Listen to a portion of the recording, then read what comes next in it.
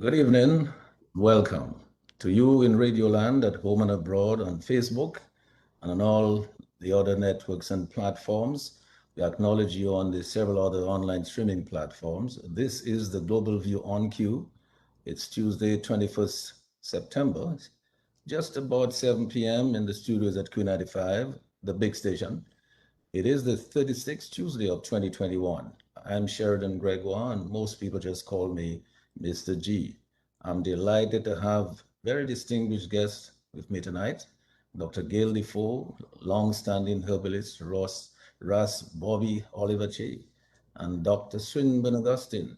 We will seek to get to the truth tonight, to demystify the COVID conspiracies and vaccine efficacy and attempt to unify Dominic on the fight to defeat this dreadful coronavirus and its continuously mutating deadly strains by pooling and using all of our available human, natural, and man-made resources, including vaccines. All hands on deck, so to speak, all ideas to contend. What do you have to lose? Your life, your health, your little savings, or your wealth, if you have any?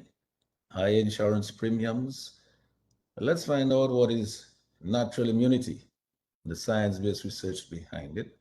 Can we boost or expand our immune system? Or can we simply improve and optimize our immune functions? What is the best way to get to the virus in our lungs and kill it? What is the best way to help our immune system fight the coronavirus and its mutations as they keep coming along? And they will keep coming along. We will also explore the case for compensation and a stimulus package for individuals, for healthcare providers and frontline workers, essential workers, small businesses, tourism stakeholders, farmers, and transport providers, among others. Do you need a stimulus package? Do you need one? Which one of these or the categories do you fit in? Do you need help to get rid of this COVID-related mental, psychological, physical, and economic stress being caused by this pandemic, thereby enhance and muster the strength and the will to face this invisible enemy head on with all hands on deck and help us on a path, hopefully, to economic recovery with a post-pandemic opportunity to implement a paradigm shift, a real paradigm shift towards better well-being by planning for sustainability and resilience and development of our natural products and the therapeutics for international competitiveness and the revitalization of the spirit of graciousness, of love, of peace, prosperity, and unity among our Kalinago and Afro-Caribbean brothers and sisters. Dr. Gail Defoe, Ras Bobby Olivacee, and Dr. Swinburne Augustine will share with us their truths, their recommendations, and their solutions to defeat the coronavirus and its deadly mutations as they keep coming along and as they will keep coming along in the future. They will help us dissect the good, the bad, the ugly, and even the dangerous. Yes, the dangerous, because we all know that there are some dangerous conspiracy theories out there.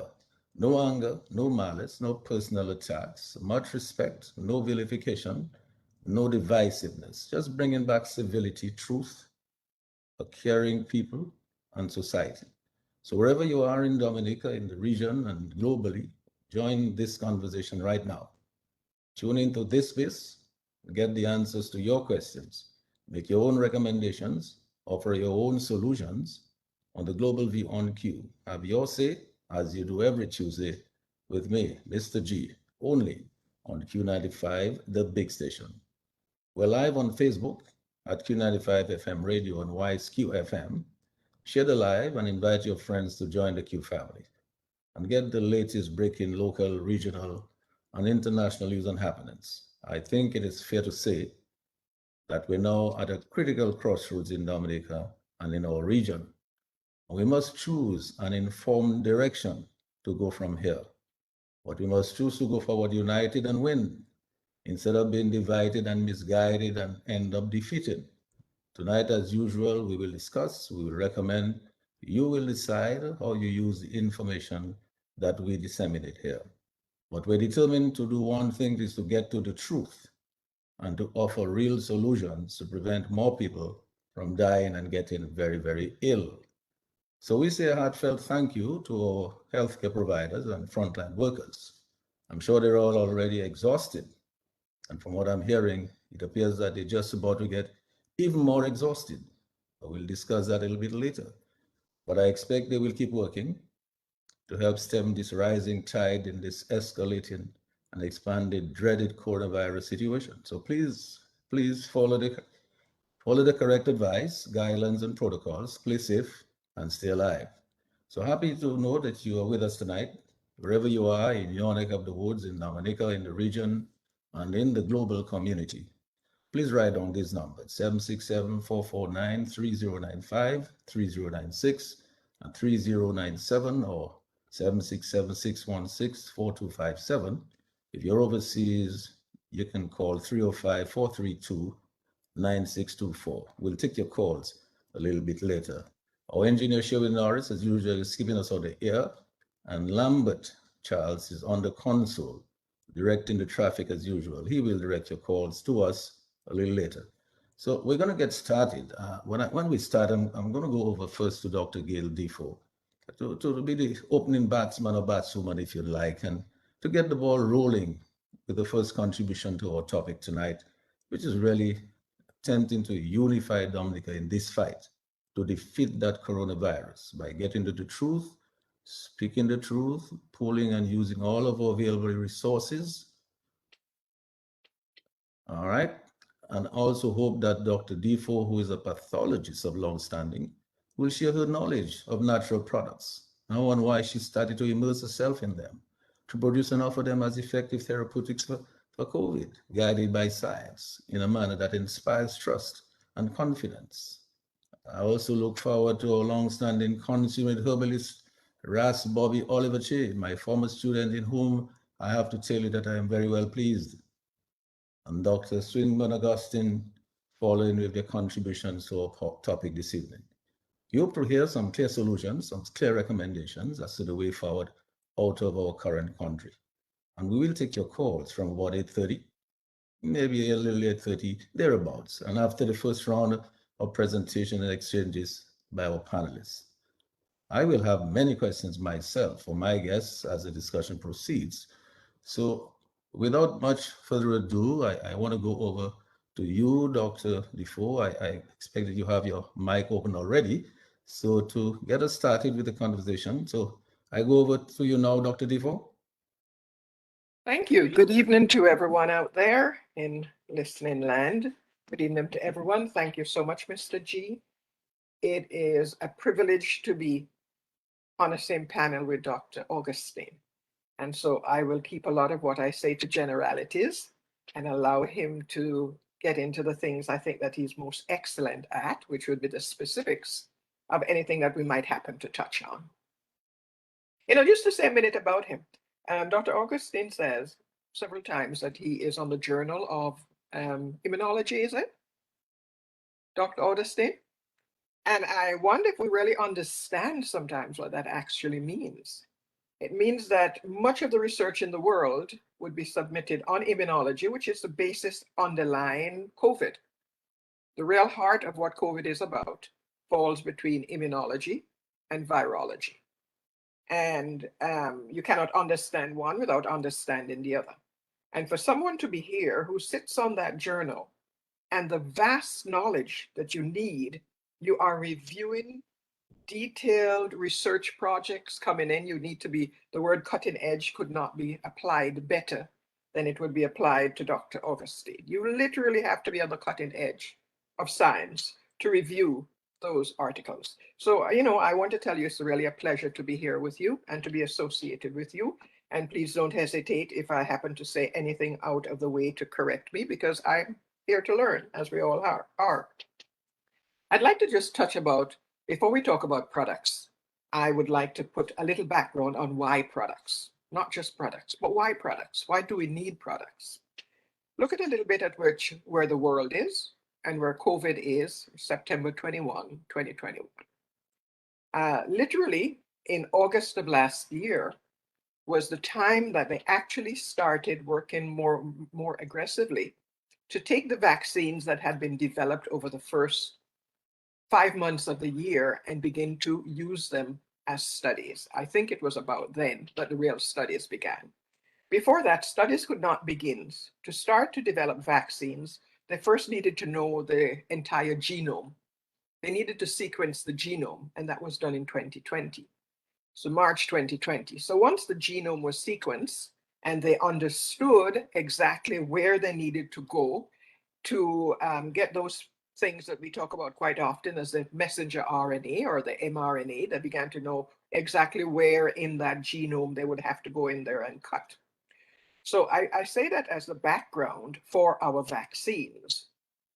When we talk about vaccines and efficacy and effectiveness, and we see numbers like extremely effective, long-lasting immunity, we need to put it in context of the history of what we've had with vaccines, which is literally about a year from a month ago.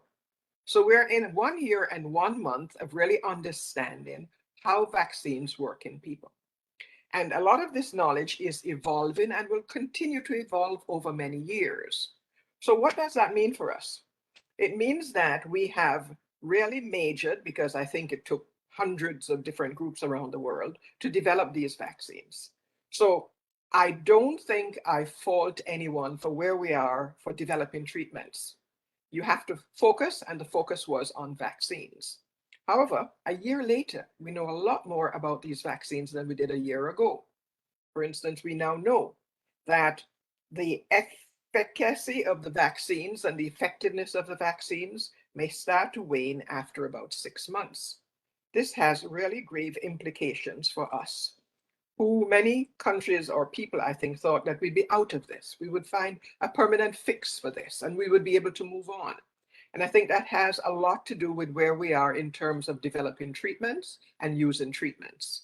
However, the crux is that we know a lot more about where we are, and we probably are into something chronic and not just acute.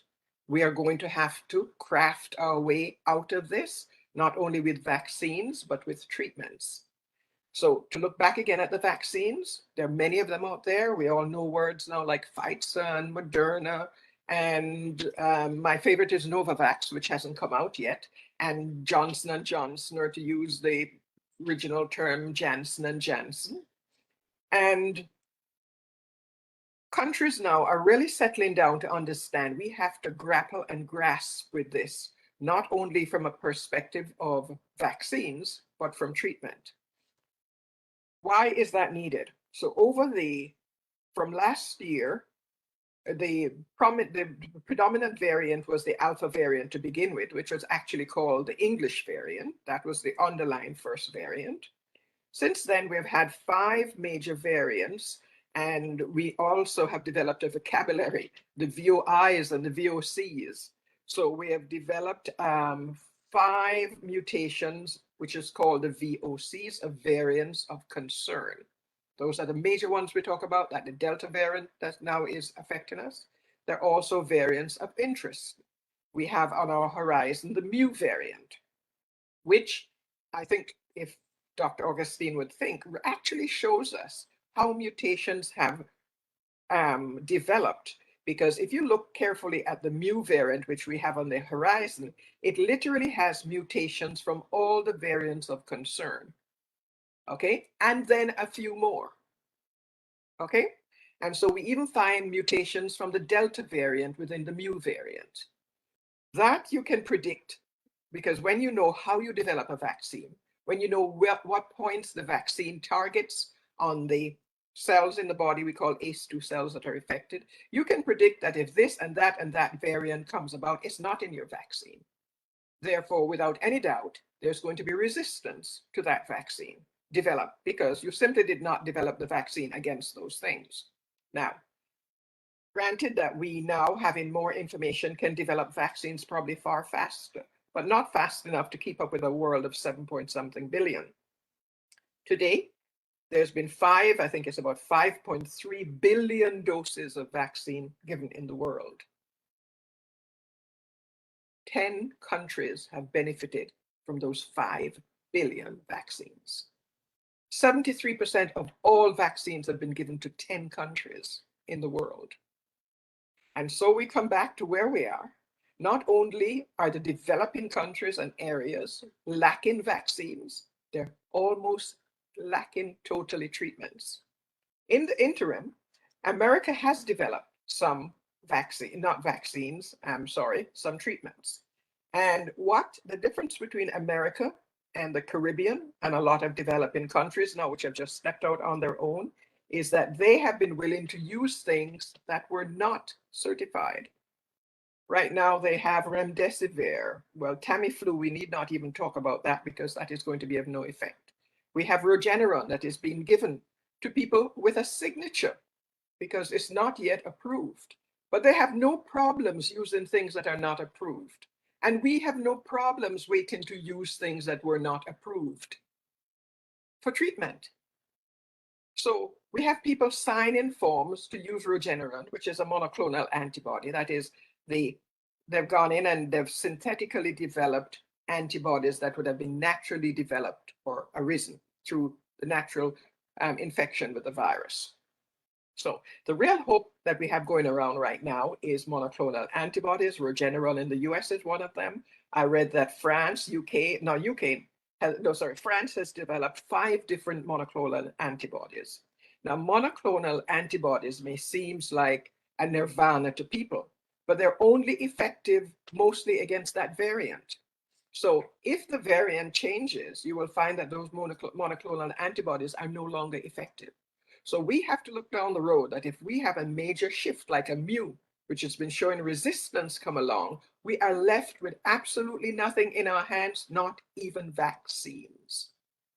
And surely at this point, when the virus has spread as it has, we cannot, I call it, do what the lepers didn't do, sit here to die. We must come up with different strategies to get ourselves out of where we are. And that, for me, places us in the context of why we need to aggressively get out of our careful places and understand that our people are dying to the level, as we discussed, that places like St. Lucia and Grenada are seriously considering who they're going to let die. How can we sit here to die knowing that we could research? It's not good enough to say we don't use something because it's not research. That's not a good enough answer. We need to find out, like I was telling you, how we have to create. We need to find out how to study these things. If they're not studied and you think they could be helpful, then help us to study it. Let us get it studied, but let us get up and do something. So that's my initial contribution. And by the way, there are other things just besides saying that we need treatments. We have to be balanced because the amount of those treatments, the availability of those treatments, whether we have any data on those treatments are also very important. So the manufacturers like me just can't come out and say, use my product, use my product. We have to be willing to be tested, willing to be tried, willing to put some hard work in to make sure that our products or our suggestions are come up. And another thing Dr. Augustine is working on that I hope comes true, because our challenge are not only economies of scale. That is, not only do we not have the equipment, we don't have the hospitals, we don't have the resources, we don't have the money, we don't have the testing facilities. If this thing is going to be long-term, how long do you think we can afford to continue to test with the tests that we're having? Because they cost money. Money is going to be our critical bottom line. With people locked down, how do we afford and have tests that are easy to do so that we can develop a whole different set of products to do these? Because it's no point having stuff that somebody feels that they got better, somebody says they get better, somebody thinks they get better. We have to prove. And we're going to be able to prove it because we have tests that are easier to use and than right now, which we have, where literally people are going to the hospital to get tested. You're now tying up people who could be better on the field. So sorry to be lengthy, but we need to put a background to why we need to get out there and begin to talk about product and what the people who talk about product have to be willing to do to make sure that they are properly defined and targeted against the virus. Yeah, you said that, and thank you for your initial remarks here, Dr. Defoe. You said that you were lengthy, but I'm going to ask you to be even a little bit lengthier, before I go over to Bobby, because I really want to get into product. And I was a bit curious because you are a pathologist, but you found your way in product and immersed yourself in product, and I can see you have a passion for product. I wanted to get your story as to how you made that transition, how you went into product, what caused you to go into product, why you're there now. And so I wanted to do that before I went into with Bobby to talk product. I'm not sure if you want to hear it because it's not a very scientific story whatsoever. I spent most of my life sitting before a microscope. Literally from the time I've been 17 until my 50s, I sit before a microscope. Or you're in the morgue or the mortuary or whatever. But remember, all the stuff from the morgue comes back into the under that microscope. What did they die of? What was it? What did they live? I'm also a bleeding disorders specialist. So my husband had a very bad accident in 1994. And I don't think I drank anything stronger even than the mint tea at that time. However, he was diagnosed with end-stage renal failure. And our savings, which were not a little, were totally exhausted through that period. So he was in hospital for 8 years. And there was literally nothing. At the end, it was a Saturday night, and he was going to be put on dialysis on the Wednesday. Each treatment for dialysis was $15,000. Does that mean each week we had to find $45,000? I think just putting in the shunts were $100,000. And the bed had been 1 million. We paid $1.4 million just for the hospital bed, not to mention doctors or medication or anything else. And so this is most unscientific, but the truth was on this Saturday night, I woke up about 2 o'clock in the morning and I heard a voice say to me, "Why don't you give Patrick broomweed to drink?" I had never heard of broomweed, and I'm cutting the story short. I had never heard of broomweed. And so, I mean, I was not about to even entertain the thought, but he was in dire straits. We were pretty much broke. All our savings had gone. And moreover, he was literally dying at that point. So we got in and we drove around Jamaica. We're in Jamaica at the time. We're asking people, "Have you ever heard of broomweed?" And people were looking at us really weird. We finally found somebody who knew what broomweed was. And I looked at it. I still didn't give it to him the following day because I was not sure. So I called up somebody who I knew, a well-known herbalist who has traveled the Caribbean.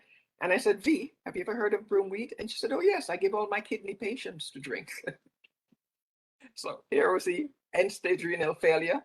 Anyway, he was being looked after by two of the top nephrologists. And I got there, and he was resistant to all antibiotics. That was one of the things, infections. Gave it to him to drink, and we watched with ultrasounds almost every week, which almost bankrupted us too. But over 6 months of watching an ultrasound, we watched his kidneys rebuild themselves. Literally, he had lost the parenchyma of the kidneys. His kidneys were hydronephrotic, that is, filled with water. And we and the two doctors, Dr. Lawrence and Dr. Cardogan, watched the parenchyma of his kidneys be rebuilt. And when I actually began to do research into this weed that you walk over all the time, the proper name is Cedar acuta. It is one of the best antibiotics you have. It's a phyto antibiotic, and it will work when other antibiotics are resistant. So not only did I get an interest in what the herbs were and got into it, but that's how I got into it. And by applying research, because anything I see, I'm not going to use just like that. I have to look at the background, find out what the journals are, who did it, where they did it, how they did it. And that's literally how I got into doing herbal medicine. Isn't that fascinating? So you're a pathologist and you're at your wits' ends, and then you turn to this product, and it Yeah. worked. And just So Bobby, continued researching after that. exactly. After that, this is the critical point. You do the research after that because you know, as a scientist, you want to go back for the science now to see why did it work, how did it work, what you want to get the answer. So you went to the science, and I think this is very, very important. And so, Bobby, this is a nice way to get to you because you're a man who has been preaching those things for many, many decades now, talking product, and you see where Dr. Defoe left off. She said, "Listen, I had to turn to this product." But then after I found it was working, then I decided, you know what, as a professional, I must now go and do the research behind that thing to find out all the answers, why it worked and so on. Bobby, let me go over let's talk product, Bobby, because you see, hey, where's why I want to talk product. You heard some of what Dr. Defoe said, but you also heard many of what many people have been saying all over the world. We know, for example, in the United States, when this thing came in, I sat in front of the television and saw this gentleman, Cuomo, in New York. He was besides himself, he didn't know what to do with dead bodies all over the place. And then later on, the vaccine came. That cut it down. It did work, cut it down. And then later on, the hospitalizations went down. The deaths went down. The hospitalizations on people on in the ICUs and on the ventilators went down. But then we started learning more about the science, about the vaccine, and it didn't have the level of tolerance that we thought it did. And anyway, there were mutations, and so all these studies had to keep on going on because there's mutations, new stuff coming. And then the people in the hospitals now are mostly people who are unvaccinated. That tells us something. That has to tell us something. But I think I listened to Dr. Defoe, and what I heard her saying is that we cannot use a vaccine alone. We should not, because there are other things that we can use. The vaccine will not stop it, will not prevent it. You have to have other things that you use. So, in other words, I think Dr. Defoe is saying we should not be afraid to challenge ourselves to try products, even when the total research may not be there, because that's what happened. She had to go and do the research after, in fact, she had used the product. So, he said we cannot be afraid to do that.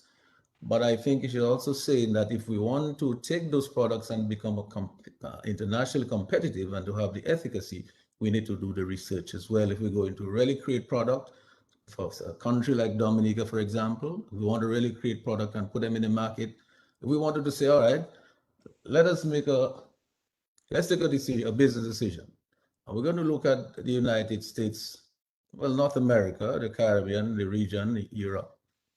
If we want to say develop the expertise, the product to take 1% of the shelf space of these pharmacies and 1% of the space, the medical store space in some of these hospitals, just 1% or half a percent, whatever. That's a lot of product for us to produce annually from our natural resources. But if we want to get to that point where we can put those products on the shelf and for them to be competitive, there's certain things that we need to do. But the most important thing, Bobby, I want from you before we even get to that is how much product that we really have that we can really use and to create wealth for many people in our country and make a lot of our people well. Let's talk about that, Bobby. You put on your mic is open, so let's talk. Yes, I want to say good night to you and good night to all your listeners. Absolutely happy to be here together with, such distinguished guests. I want to say that even the consideration that Sister Defoe had in terms of producing herbs, and it seems that she got that inspiration from a source beyond the science that we usually talk about. So it would seem to me as though there is some kind of mystical aspect to the use of herbs. So I want to talk about products, my brother, but I also want to indicate that the approach of the natural healers is in many ways very contrary to that of the allopath and even medical science. So I am not thinking contrary to science, of course, because I overstand science to be the study of the things that we live, study of the planet and the things within it. So I understand that the earth and all the manifestations of nature are made up of certain minerals. So you have the same minerals that we have in the animals. We have them in the plants in organic form. So our ways are contrary to that of the world of pharmacy, which uses inorganic drugs to treat the organic body. Hence, all those side effects. And one of my brethren who passed the other day called Patrick Deloney always used to say, Ras Bobby, it is not side effects. It is effects. Okay, so I have a question to ask. If I were to use my expertise, if I were to ask 25 COVID people in Dominica to allow me to treat them with my knowledge, and that includes a book that we use in our practice called the Mucusless Diet Healing System. By reading the book, and it's not a big reading, and all of us have computers, we can check it out ourselves. Professor Arnold Ehret, who was a scientist, spoke about the mucusless diet healing system and indicates that it is really your food that is your medicine. So as a natural healer, I find it difficult to focus first and foremost on vaccine. And for those who are immunologists and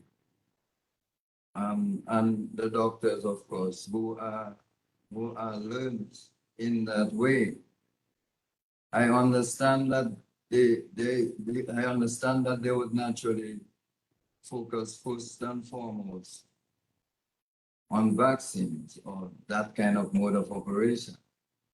But I want the item to know that I have had the experience of fighting vaccines, and I'm not saying that to affect anybody on a personal level.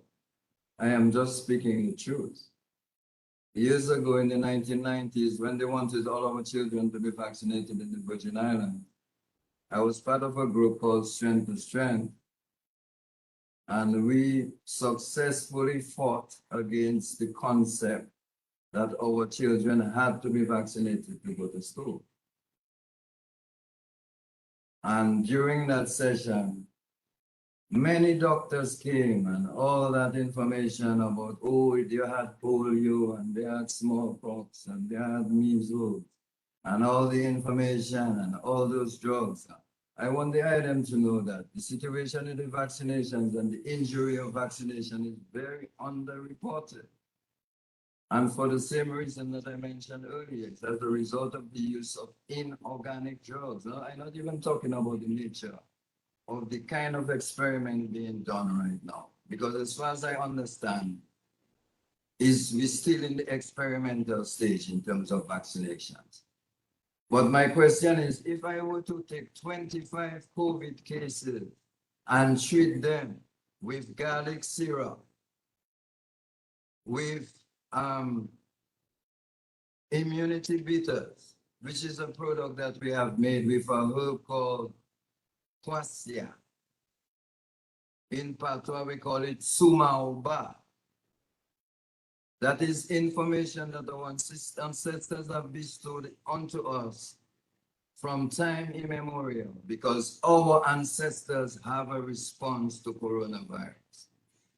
So if I were to say that I can give you elderberry flowers, which we know locally as flesiwo, and we will also be in a position to say we can make infusions of neem, because neem and quassia have antiviral properties in them. And very often you hear the scientists say, they seem to be insinuating that the natural healers are other than scientific. So as far as we are concerned, my brothers and sisters, this is where we came from. And even from a biblical standpoint, the Bible says, honor thy mother and thy father, for thy days shall be long. I didn't say in a will. shall belong.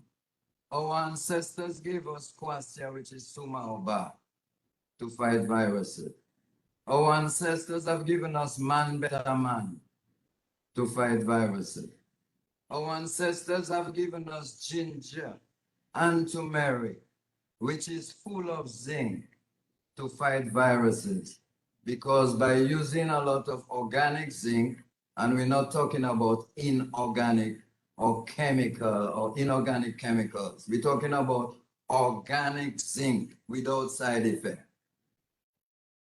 So in addition to using garlic syrup and immunity bitters with the suma in it and the neem, products with neem, products with like man better man, lemongrass and moringa full of vitamin C. So the people who have issues with COVID, use a teacup of lemongrass vitamin C, maybe every 2 hours. Or you may choose to make some lemonade with some cayenne pepper. So those of you who don't know, there is a science called herbology, which studies plants and which breaks down the chemical constituents of plants and would indicate to us as natural healers that if you want to treat the bone, you're going to have to use calcium. So we will have to use cayenne pepper and comfrey, which have natural calcium in it, to treat somebody with bone issues. Just the other day, this brother here couldn't walk, paralyzed, cancer of the spine. We treat him with products like SCAC. We treat him with products like Comfrey Plus. We treat them with herbs, alter the diet. The mucus test diet indicates that you shouldn't be using salt and sugar.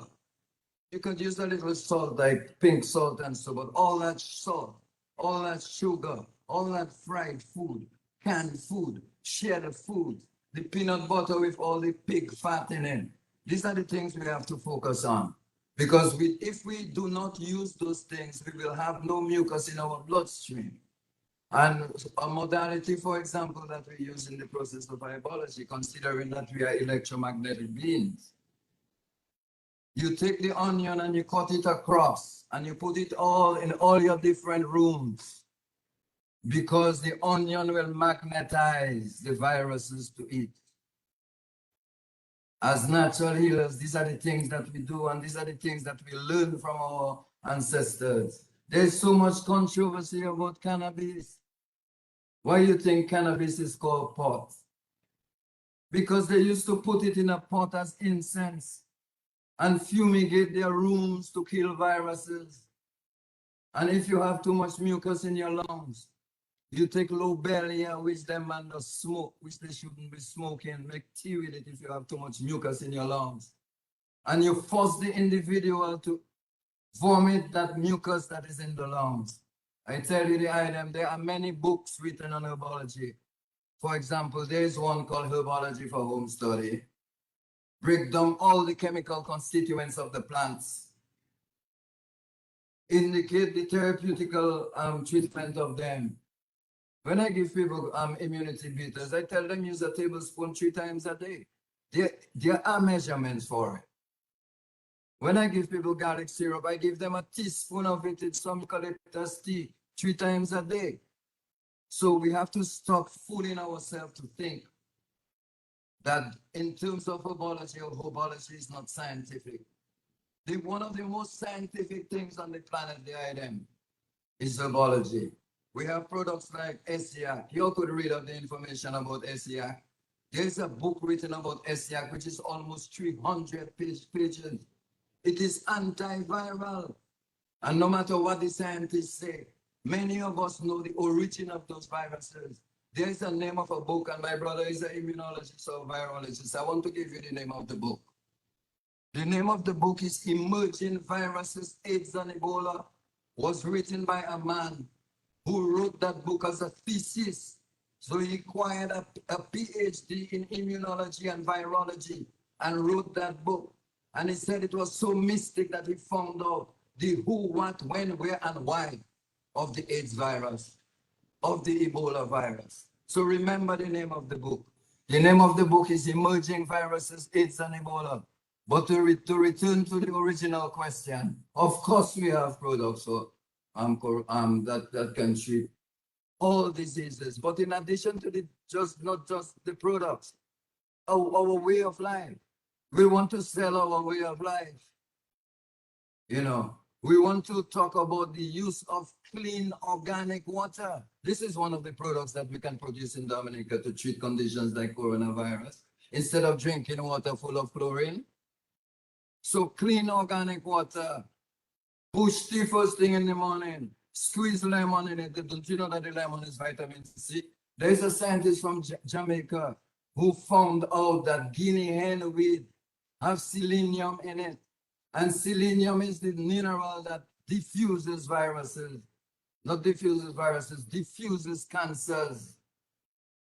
It is also very antiviral, and that is one of the agents. There's Congo root, or we call it in St. Thomas, Kojo weed, guinea hen weed all over Dominica. This is a natural product. We can take the guinea hen weed and put it in alcohol and soak it for 3 weeks. Oh, how simple those remedies are. But sometimes we look at those things as very complicated. And I understand, well, I mean, people go to school and they study and they have to pursue their profession. And when it comes to diagnostics and so, I cannot say anything negative about medical science in that respect. Even happy to know that I can sit here and reason with cover doctors about healing. And to know that nobody can come and talk to me and tell me, oh, who is you? You don't know nothing. That kind of attitude towards natural healer. The other day we had Afi having to chastise somebody about that kind of approach. It is nonsense. In the pyramids, had pictures of the anatomy. In the pyramids, had pictures of the yoga stances, salutation to the sun.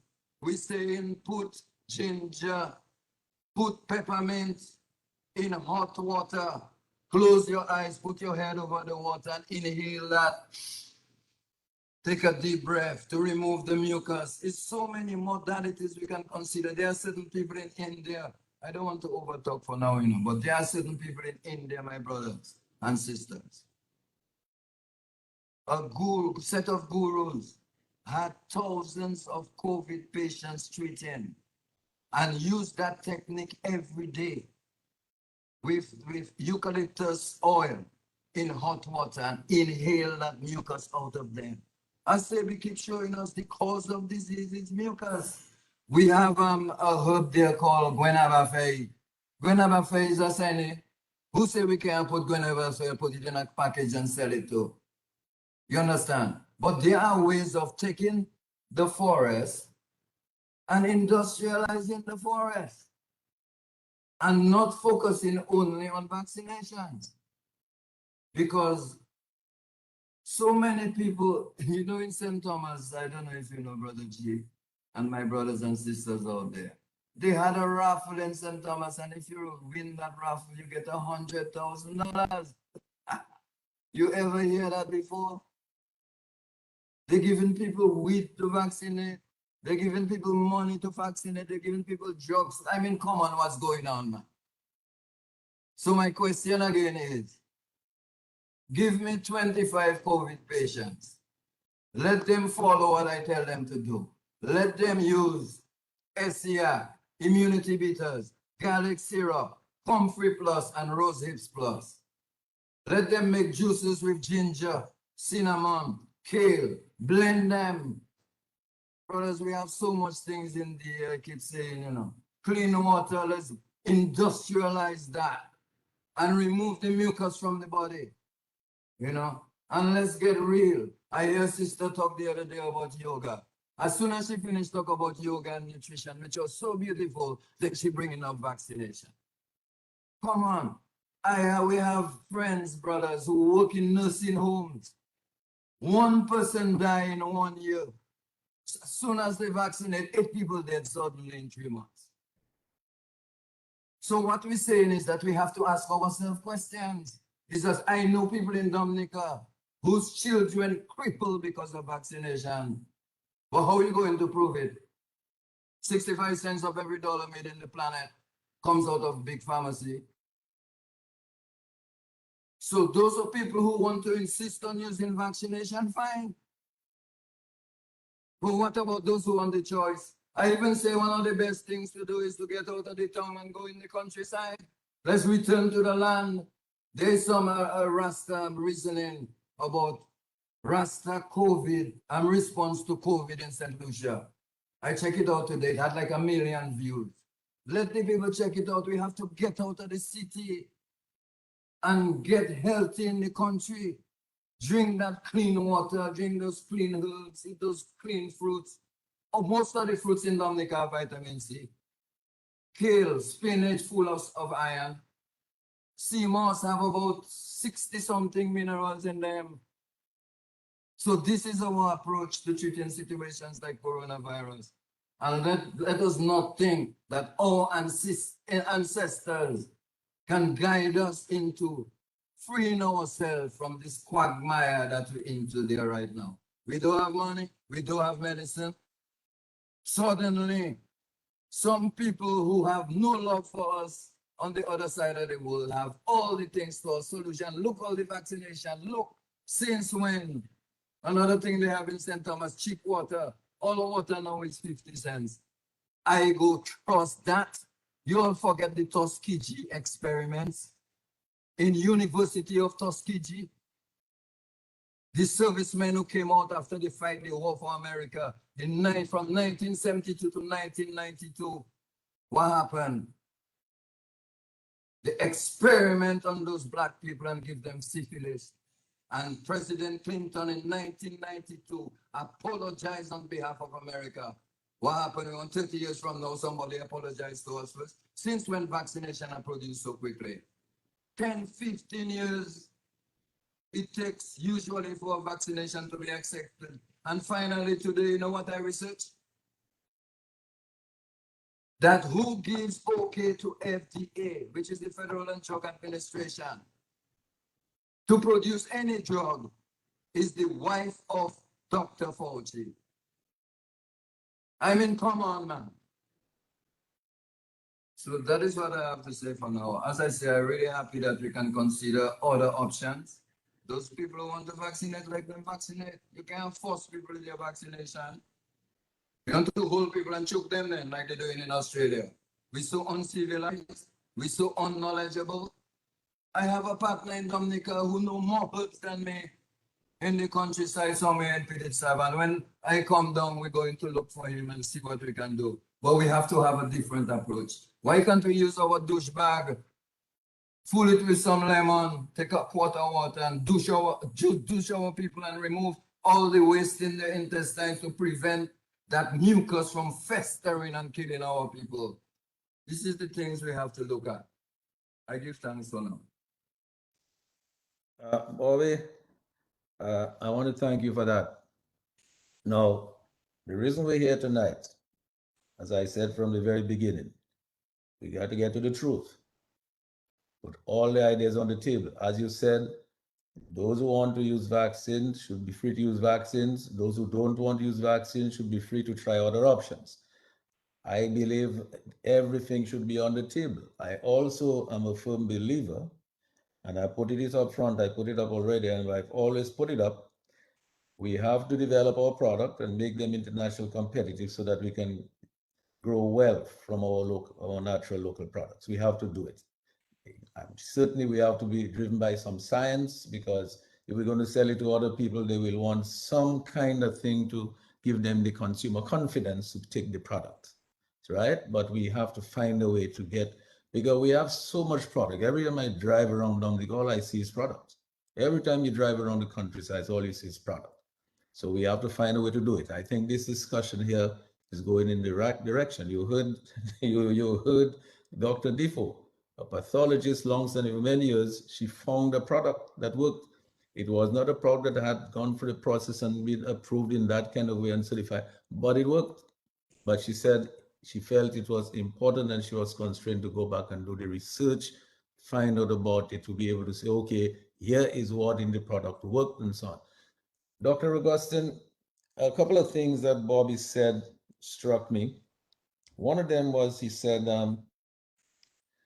the about the vaccine. You can clarify what you know of the vaccine, all right? Because Bobby did make some comments on what he thinks the vaccine is. You can clarify what you know about the contents of the vaccine. You can clarify everything you know about the vaccine. Um, but the fact that he said that, listen, if you give me 25 people, I can treat them. And he did not just say I can treat them. He said I can treat them with A, B, C, D, E, F, G. I don't know whether you took a note of some of those things. I don't know whether you're familiar with some of those products, but he was clear and specific about some of the products that could be used for some specific things, right? And he even said for so and so, I'll give them 2 teaspoons or 3 teaspoons and so on. He was very clear and specific about this. And most people I find who do this are not very clear and specific about that, right? Now, I don't know what dosage that Dr. Defoe administered to her husband. Don't know what it was, but it seems as though it worked, all right, from what she has specified here to us. So, Dr. Augustine, I want to go over to you because what we see here is we have to find a place where the science meets with these natural products. Because as I said earlier, I said, listen, wouldn't it be nice if we could find 1% or 0.5% or 1/4% of shelf space on the pharmacies because they're distributed all over the world or in the hospital medical stores because these hospitals are giving people all kinds of products. We know that the United States, for example, what Dr. Gail, they spend something like, what is it, $3 billion? I mean, in addition to the vaccines that they're spending trillions on, they're still spending 3 billion or something like that on tablets that they're giving people as treatment, I believe, for some of this for these things here. So, Dr. Augustine, I wanted to go over to you. If you could turn on your mic and then give us some clarity from what you know of this and your own thoughts on how we could see products. What would it be required? I want to talk about the science and the vaccines and respond to all of what the things Dr. Defoe said and Bobby said, Raz Bobby said. But I want you to also consider what it is that we can do to ensure that we can get our natural products to go out there and be competitive so that we can use them as therapeutics and use them as cures for some of the ailments that we're talking about. But we know these things are going to be with us. These illness and diseases going to be with us for a very long time. Let me go over to you, Dr. Augustine. All right. Good evening, Sheridan. Thank you for having me. Dr. Defoe, Raz Bobby, Lambi. Good evening, Dominicans and listeners everywhere. Now, I've listened to everything clearly, and I'm not going to go there. By that, I mean,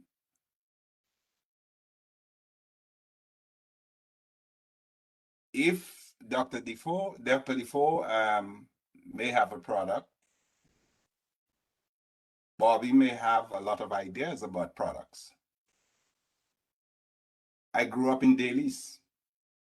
Bobby may know that well. He may know there very well. At the White River in Caribe, my grandmother was who people came to in the village. And my granduncle, Uncle Skinner, when they had boils, problems, and she would send me outside to go pick this, go pick that, or one of us, bay leaves, guava leaves, glory cedar, cime comptoir. We had all of that in the backyard. And I was on a talk with Dr. Defoe on Saturday on a Caribbean panel. And I'll share again why I got into the field I'm in. I told you, we talked about it on Saturday or Sunday. What? I had gone up, we had rabbits and we had cattle, and so I was one of the second oldest grandchild. So I had to go up and pick, go to the mountains to get vine, we call it kapi, for the rabbits. And while I was carrying it down, one or two red ants went in my eye, in my right eye. It was really swollen, painful. So I dropped the kapi and I ran home. I'm freaking out, but my grandmother didn't. She just took my hand and brought me to the neighbor. And that neighbor was breastfeeding. She just told the neighbor to put some breast milk in my eye. And within seconds, it was gone.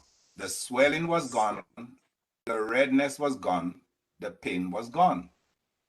And I went back, picked up my copy, and brought it back down. So I know very well that a lot of those things work.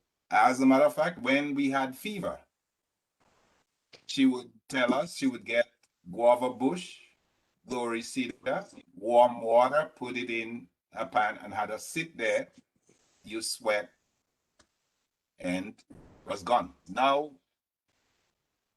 how those things, the other things work, I don't know because I never studied them.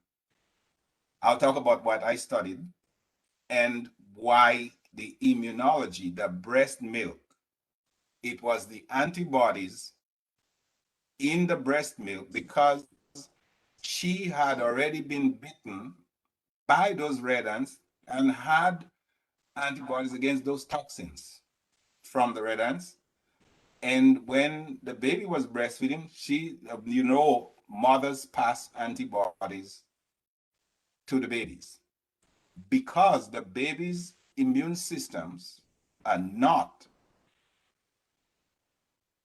developed to take care of them for the first year of their life.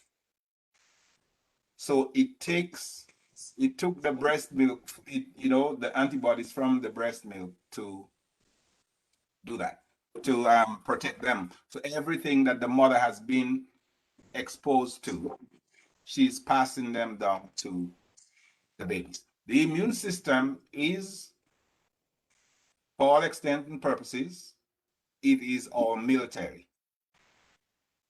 If you notice, we have glands on our necks, take care of our heads. That there's a whole, people are very familiar with the circulatory system where the blood goes through. But there's another system, the lymphatic system. You have glands, they usually get swollen if you're infected with something, and they are strategically placed in our bodies. Notice, under our necks, you have the thymus. You also have glands under your arms and in your groin area. So from your toes up, if you get an infection from your toes up, that's where the patrol system for our military goes through those. And it recognizes parts, from the lower body, upper body, the head down. That is a fact. Now, why did the antibodies in the breast milk work in my eye? Because the toxins from the red ant released, the antibodies come and bind them. They bind in a specific shape. There is, and I'll people may discount science, and people may have all kinds of things to say about science. But even Bobby will agree with me because I'm looking at his house and I'm looking at refrigerator, microwave, You know, all those things there. I'm not No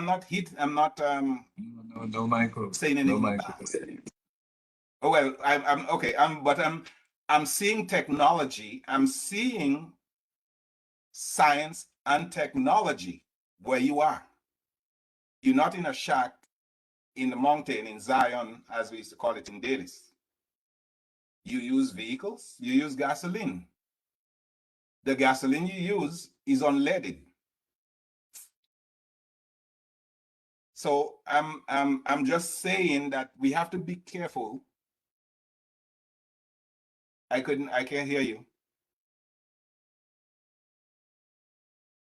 One second, Dr. Augustine. I just want to tell Bobby, I had muted his mic. So Bobby, just unmute your mic on your thing. So in case you want to engage in a conversation with Dr. Augustine, it'll be easier.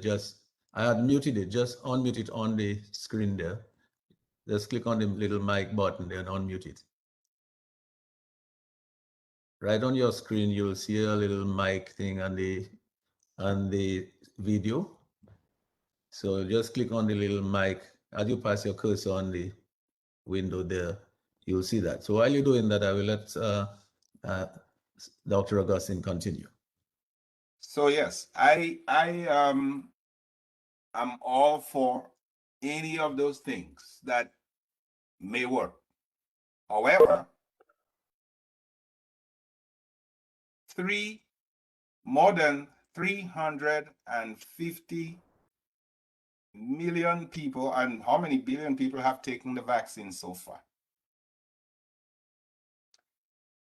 The evidence, I don't care what, it is clear as day that of the hospitalizations and deaths, the serious, severe illnesses, hospitalization and death globally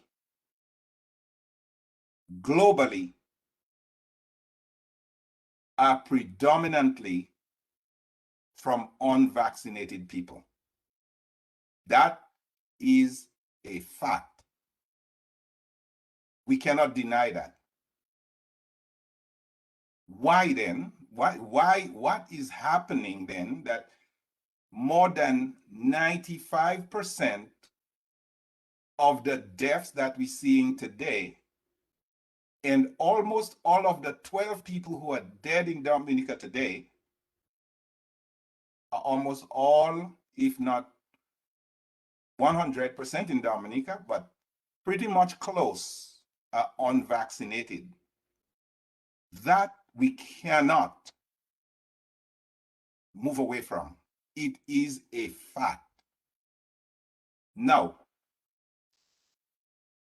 vaccines were never, ever, ever meant to prevent you from getting any illness. It was never, ever, ever meant to make you not spread illness, especially illnesses like the flu. They were never meant to do that.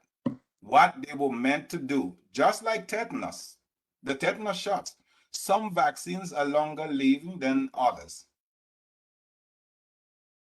The reason we thought at first that the conventional wisdom was if you got infected with something, you built immunity, acquired immunity against that thing, and that it would be very difficult to get it again. But with a virus that is constantly mutating, like Dr. Defoe said, see, without the science, how would we understand the mutations? How would we understand what the virus is doing if we just taking herbs, but we're not worrying about what the virus is doing? How do we get there without the science, without people constantly monitoring and studying that thing? We would be in a lot of trouble.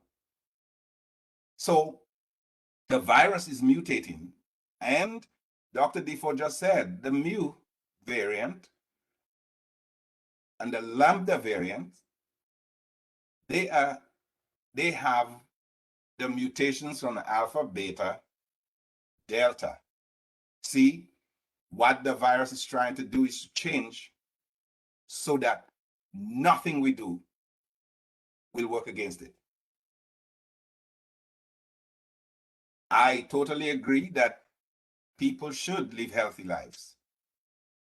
All behind my house, Bobby, I have a garden back there. I have rosemary. I have basilic. I have thyme, kale. We make smoothies with them. And we use technology like a blender, to make those juices. And almost every day, we do tomatoes, carrots, everything. I grow my own stuff because I don't know what they do in the stores. And for the winter, we package and froze a lot of them that we will use in the wintertime. So I do believe that you have to eat right. I agree with you. Those KFCs ain't gonna help us out. All that greasy fried foods, no. All that salt and sugar, absolutely not. The body is in balance. And that is what I think Bobby is trying to say, and Dr. Defoe is trying. The body is in balance. It's what we call homeostasis, right? So even of the pH of our blood is in balance. If you go up, anything that goes above or below is going to cause problems. And the higher up or lower down it goes, the worse the problem is. So we have to live in balance. And yes, we have to live in balance with nature. We can't discount that. However, we are in the midst of a deadly pandemic in which our bodies and our immune systems was not prepared. It was not trained for it. We call it naive. Our bodies were naive. Our immune system was naive to this SARS-CoV-2. And before the vaccines came, and I'm just going to right here, I should have said it at the very beginning, so let me say it here. I am absolutely not here representing the United States government or the United States Environmental Protection Agency where I work. Absolutely not. As a matter of fact, I would actually get in trouble if I were to present myself as doing that. I could lose my job. So I am doing this in my personal capacity, and everything I say is based on scientific fact, not a script. I don't even have a script in front of me. I'm just talking about the knowledge, what I've been trained for, what I grew up with in Dailies and in Dominica. And my main goal, I have no product to sell. The only product I have to sell is the knowledge that I've built here and the network that I've built all through those years. So I'm giving everything back. In fact, were I not with the government, I doubt you'll be able to pay me to talk there. So I'm not here to criticize anyone. All I will say is my main goal and the best reward that I could get is to save Dominican lives and listeners anywhere they are. So how do we stop COVID-19? There's a lot. The virus is teaching us so much. It is teaching us things that it is overturning conventions. I mean, if you were to look at all this data that is being generated around the world, scientists, this is for the first time, all COVID-19 research is absolutely free for the world to see. Open and transparent, no paywalls behind any of the journals. Any research that is done on COVID-19 is absolutely 100% free, including the ones they're doing on ivermectin that they're finding is not working. So to stop the virus from spreading, because I am pretty sure that there are lots of Dominicans who are in the COVID facility right now who they are adamant that those teas will work. And I listened to Dr. Adrian Defoe, who is in charge of the facility, the COVID facility. And he said something that is really scary. I don't know if Dominicans pay attention to what he said. And it's on DNO. And I want him to read that again. Because he said there are over 475 people in the COVID facility. 40 of them they are symptomatic. Of those 40, 27 are critically ill.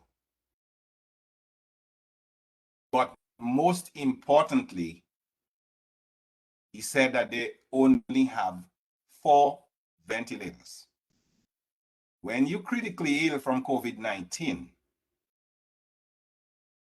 it means your oxygen level is decreasing. You cannot breathe.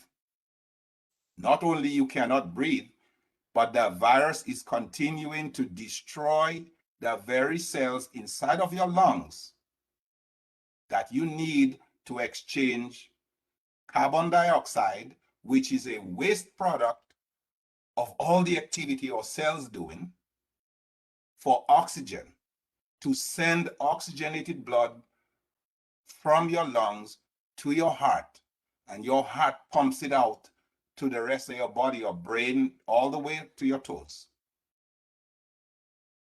That is being disrupted because those cells are being damaged and destroyed. So if Dominica has 27 of those 40 are critically ill. I know Dr. Defoe did not use that word critical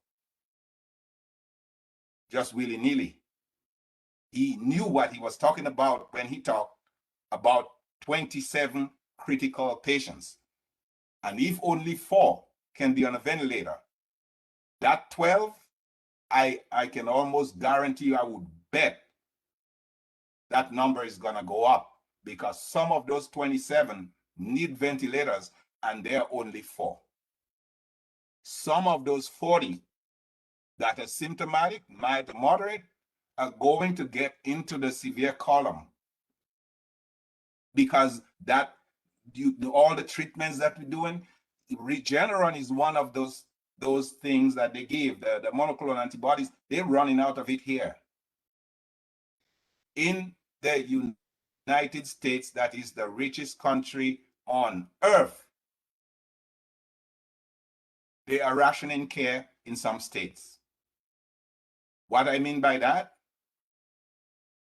is that the healthcare system is overwhelmed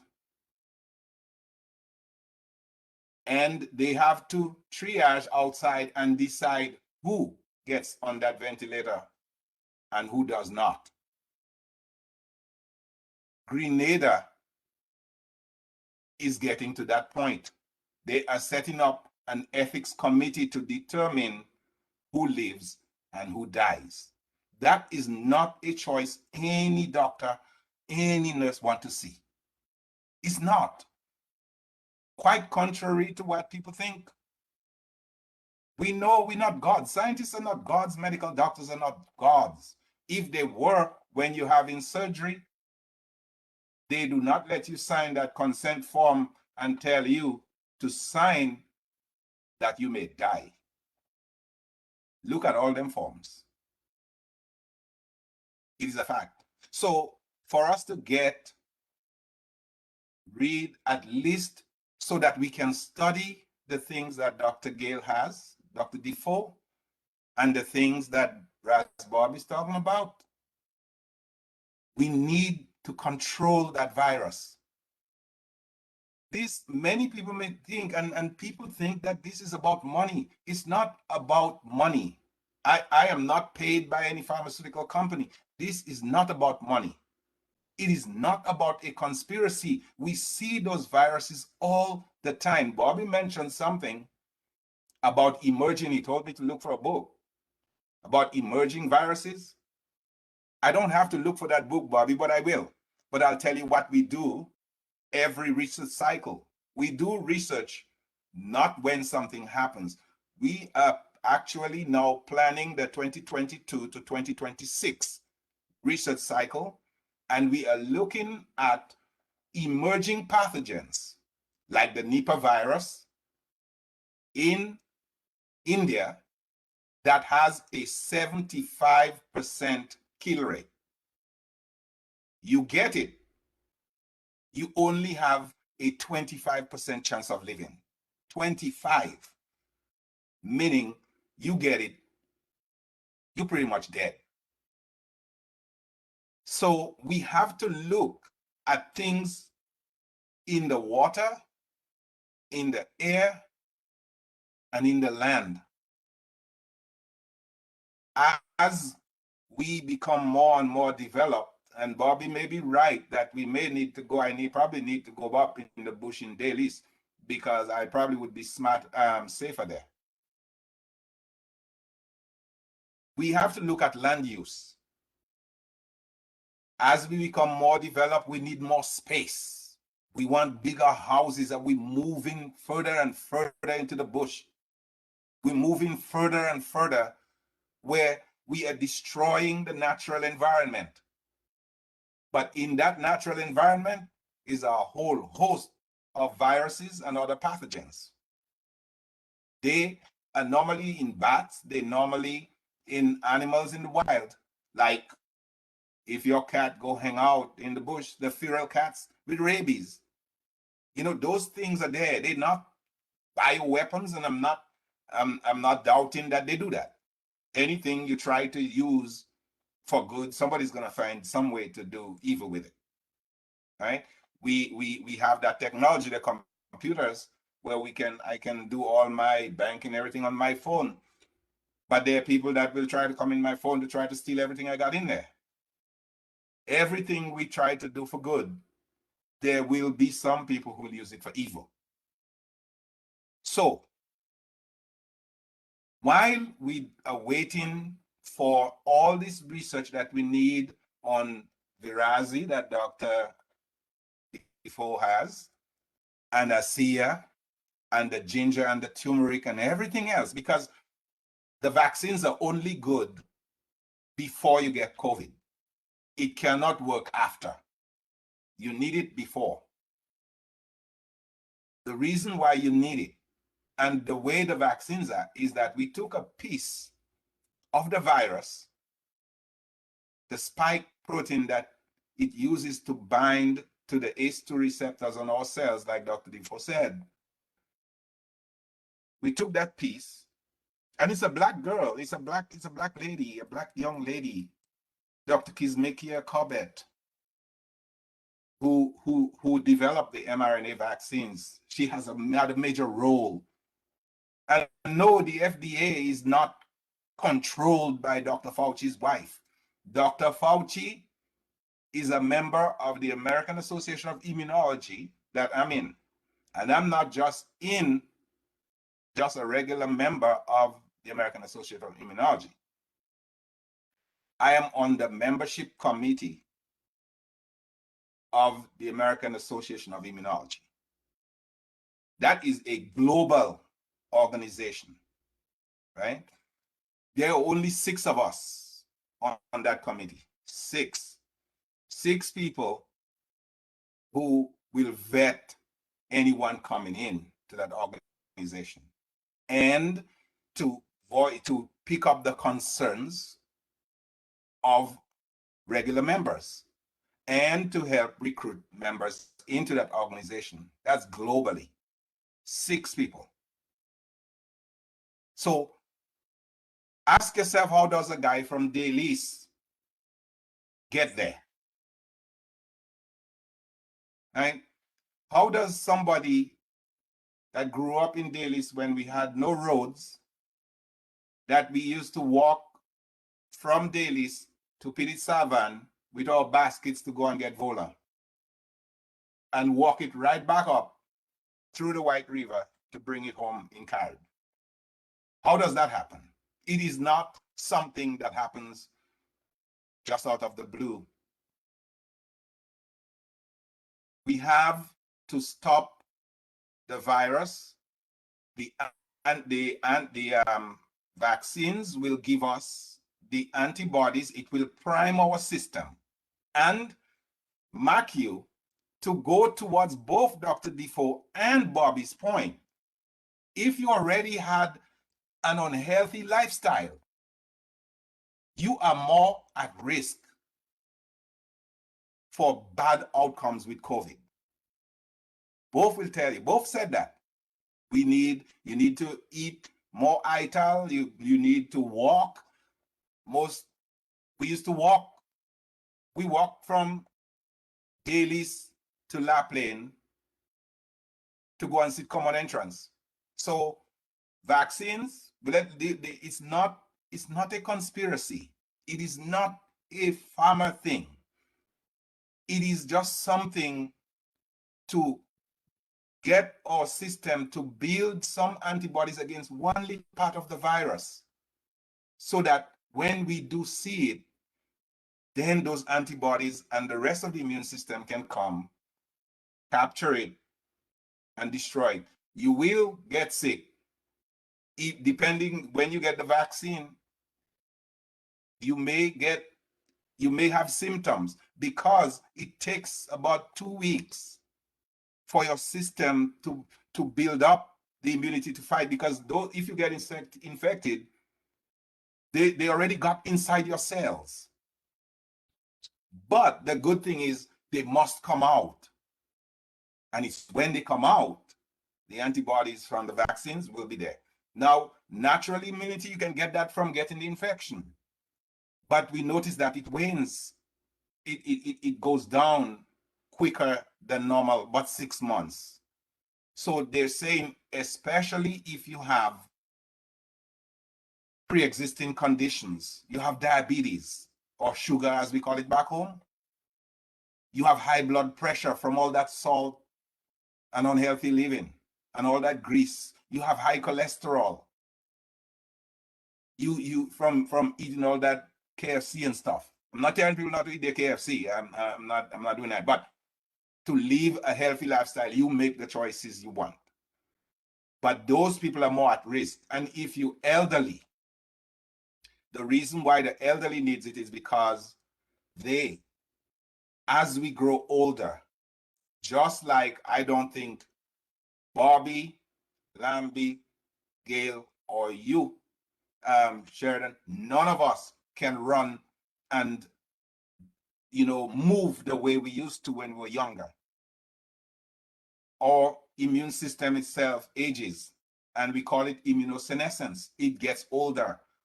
So it cannot do the things, work as fast as it used to. So those people, the FDA just approved for the elderly and those with pre-existing underlying conditions to get a booster shot. It's all just to bring the antibody levels up. Let's do all those studies. And I already promised Dr. Defoe, I will help her with that. Because we cannot just say, and Bobby, yes, if you could get 20 people to do that, absolutely. Take 100. Because if you can get 100, I would like your help. well, that has to go through a whole big process. A whole big process for us to do that. Yeah, but you are a doctor. Because we cannot just go ask people stuff. There's a process where when you're using, even if you're using animals for studies, there's a huge process. And the reason why that is because we never, ever want to see what happened in Tuskegee happen again. Ever. That is why we cannot just call people on the street and say, but if you have 100 of your friends, though, who don't want to take the vaccine and they are willing to do that, absolutely, go ahead. Try it with I them. think, I think the See system if it could works. give the patients an option. Well, yeah, you can. Well, no, we cannot. We cannot just give them an option because we have to follow certain guidelines. We cannot just go practice things on people. It is exactly that's the reason. That's what they were doing in Tuskegee. That is exactly why we cannot do that anymore. So, but you, if you have 100 friends and they want, you can try it with them and see if it works. But number one, they have to, whatever you do, it has to stop the virus first, right? You have to find something to, maybe it might stop them from getting infected. And if they do get infected, maybe it will help them. But the only way we know right now, in the middle of this pandemic, and let me give you a frightening statistic. In 1918, that was when we had the Spanish flu. 1918. Yesterday, the United States eclipsed the number of Americans who died from COVID-19. They eclipsed the number of people who died in 1918 from the Spanish flu. COVID-19 crushed that. Think about what I'm saying, because in 1918, they did not have the technology where I am looking at you, Lambie, I'm looking at Ras Bobby, and we're talking globally. They didn't have that in 1918. They didn't have that technology. So why is it that at this time in our technological advancements that we're letting a virus eclipse the number of deaths that happened in 1918? That is a serious problem. People who are anti-vax, they really, really don't understand. And for some people, for those, I bring it down to, I've watched it and observed it because I've been talking about this for a while. Two things I notice, two major hindrances. One is politics. Some political leaders will actually take the vaccine and turn right around, not tell the public that they took it, and then say everything they find wrong about the vaccine. One in particular, I'm not going to call any names because Dominicans will remember. It wasn't too long ago, on this very station, said, I took the vaccine for my personal reasons. When we were, and then went on with a rant as to why he thinks he has problems with it. It brought me right back to that orange student companion we had when we were growing up.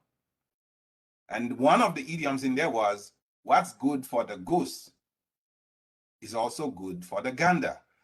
If you are telling me, and if I was planting fig in Daily Still, and I heard you say that, and I had doubts about the vaccine, the minute I heard you say that, I'm going to say, so it's good for you for your personal reasons. Well, then I guess I'm just going to have to take it for my personal reasons too, and then I'll have my issues after that, because it doesn't make sense. Now, I want to lay something out real quick. Here's this. The very same people who told us the virus was a hoax, the very, very same people who told us the virus was a hoax. If you believe today that COVID-19 is a hoax, I can only say this: you are a fool, number one. Because of all these deaths we've seen worldwide, almost 5 million people, 677,000 Americans, 12 Dominicans so far, with 27 critically ill. If you still believe it's a hoax, something's wrong with you. You need to go get your head checked. Go lay down on somebody's couch and talk to them. So the people who told us it was a hoax, now it's not a hoax. It is real. And it is in Dominica. It is all over. Are the same people telling us that the vaccines should not be trusted. Now, the same scientists that told you that COVID was real and that it was spread by respiratory droplets by breathing and talking, that has been shown to be a fact. The same people that told you not to take the vaccine, who told you it was a hoax and the hoax became reality, are telling you now to go take medicines for horses or parasites. Malaria is what hydroxychloroquine treats. And yes, they treat it, they have other things that people use for, just like there are off-label uses for things. But both hydroxychloroquine and ivermectin have been shown not to work. As a matter of fact, the poison centers around the United States are being flooded with calls from people taking horse medicine. Now, what kind of horse you need to be for you to believe somebody who told you that a deadly pandemic was not real, a vaccine that was studied, and it is not experimental. Let me clear that right off the bat. I would not put any, I do experiments. I would not put any experimental thing in my body, period. Nobody's gonna make me do that. So if they lied when they told us that it was a hoax, then they must be lying when they tell us the vaccines are not real and is mark of the beast and all that. And when they tell us to take medicines meant for horses and cattle, that should be a big lie. It should be a big, big thing. So there's the politicians who don't want to, I don't know if they want people to die for them to get votes. The second group, religion. God, I have had many people tell me that God will take care of them. And if God give you that body, then God can take care of it. Okay, fine. But you know what? God does not send manna from above like he used to do in the days when Moses was in the wilderness. And God said, you know, Paul told Timothy, study to show thyself approved unto God, a workman that needeth not to be ashamed, rightly dividing the word of truth. Those that think that a lot of us don't know the Bible, I went to St. Mary's Academy Catholic. I grew up in the Pentecostal church in Delis and in Roseau. I know the word just like you do, probably even better, because I went and studied to show myself approved. So when you believe that God will protect you, you prayed and God sent a vaccine. Many of the very same people today that preach and tell you that you need to get your soul saved, many of them, if Jesus Christ were to come back on earth today, they would crucify him. Because Jesus Christ knew. They say he's God.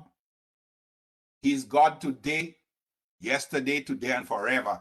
And he knows everything. He is everywhere. He's all-seeing, all-knowledge. So you think God didn't know what a plane was? Jesus Christ knew then. He must have known what a car was, but he walked. And he didn't have no big old church. He didn't. He walked with the people, and the people he hung out with. It was the church people that killed him. they would probably crucify him again today. So when you have a car problem, the same church people, they will go to a mechanic. Lots of them probably are mechanics. You don't go pray, take your car to the altar. Come on, let's be logical. You do not take your car to the altar. When you have cancer, you can go altar call all you want. If you have a heart attack, you don't call the preacher. You call an ambulance and you go to church. You go to, they'll pray for you, but you find yourself in a hospital. So God has given, there's some people are going to be teachers, some are fishermen, some are bushologists and herbologists. Yes, of course. Some are pathologists, some are immunologists. Lambi, I probably won't be able to run the consoles like he does. That's his stuff. So God gave us each a talent. What we do with it, though, we should never use that talent to cause people harm. And so, yes, pray for people, but pray that they take the vaccine so that they can build up immunity, because that's the kind of knowledge he gave me from Dailies, that I can explain that. So I will turn and leave that for the next time. And Dr. Augustine, thanks a lot for that. You know, something, I think we've arrived at this point, and I know soon we're going to go to Lambi to take a few calls. So Lambi can always just prepare and let us know that as soon as he's ready with some calls, we'll take them. But I felt we reached at a crossroad here, and I wanted to capitalize on that. What we're finding is that there are people here who are saying, yes, you should take the vaccine to stop the deaths, but yes, you should also look at the natural products to help to strengthen your immune functions and to help prevent you from getting sick in the future. I also hear that these viruses are mutating all the time, so there's going to be always different kinds, and then we're going to have to be very we're going to have to be very careful about what we do to stop them. So I think what I'm actually hearing is that all ideas have to be on the table. I heard Bobby ask Dr. Augustine, how can you help us? In other words, can we create this consortium of researchers and specialists and so on who could try to find a way to help with our natural products to bring them? Remember, I was trying to issue a challenge very first as I was going out and say, look, what can we do to take us from where we are? Because we know, because we all grew up and we know that these products, they have healing properties. We know that. I mean, just like Dr. Gail Defoe, she said her husband had that experience. Dr. Augustine is telling us, you know, he had this problem, red ends in his eye, and the breast milk did it, and he could give us the scientific reason why. What I think I'm hearing is that we need to ensure that for the purpose of efficacy and convincing people to have consumer confidence, if we want to get we have no doubt that our products work, they get results, but we just want to make sure that we have to put them out there in a way that there's consumer confidence, that hospitals anywhere can use them, that people can put them in. So what it is that we need to do to get our industry up to speed, and I heard, and I'm going to go to Dr. Gail in a minute, if Lambi doesn't have a call, but what it is that we can do, even with the cannabis, and I want us to talk about that cannabis because there's so many products that can be made from cannabis. So Dr. Defoe, I'm going to come to you in a minute, but just before we do, to start this new round of discussion, let me go over to Lambi. And Lambi, please allow us to hear the callers and give them the numbers and take some calls, please, before I go over to Dr. Defoe. Good evening. The numbers are 449-3095, 449-3096, 449-3097, 616-4257, 305-432-9624, and we do have a call on the line. Caller, please go ahead with your call. Hi. I just want to respond to a couple things I heard on here. I think there's a tendency we have to overstate our case. Number one, the last doctor who spoke, I think I forgot his name. He Dr. Augustine. yes, he mentioned the fact that the number of deaths from COVID has eclipsed the deaths in 1918. That may be true, but I wish he had told us what was the comparative population of the U.S. in 1918. It wasn't 300 million. This tendency to overstate the case can do more harm to us. When Bobby was speaking, he talked about the fact that it took 5 months or whatever to prepare a vaccine, and that's to quit. Of course, he didn't mention the fact that vaccine technology has been developing for many years. There is that tendency to overstate the case. Even, for example, people who talk about vaccine in the past and they were different, and I smile because people are trying to give the impression that when they took vaccines in the past, they did so because they were well informed. That's not true. They are only well informed now about the vaccines in the past. But when they took vaccines in the past, they did what they were told. This tendency we have to overstate the case, and that's why I came to the conclusion that I think the medical community has to accept some responsibility for this vaccine hesitancy, because the only reason why we're having this discussion now is because of vaccine hesitancy.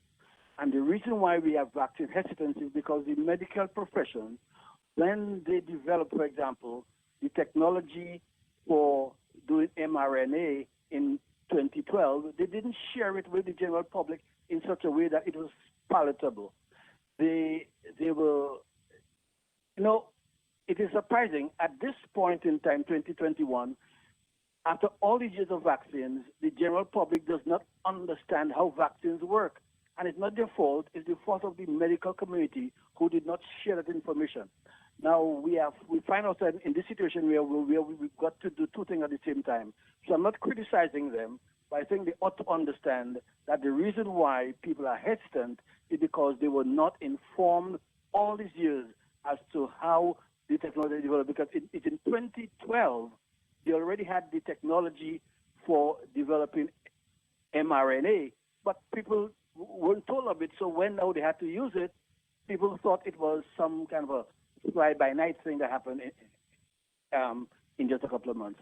These are the only remarks I'm going to make. Yes, and thanks a lot for that. Lambi, you want to take another call before we will try to respond to some of those. On the office line, please go ahead. Yes, good evening, Lambi, and your guest, and to Sheridan. Sheridan, I would always like to say thank you for the great job that you do with Q, my brother. You bring the message to people, and I appreciate that in the day, in the night, and all the time. So thanks for that.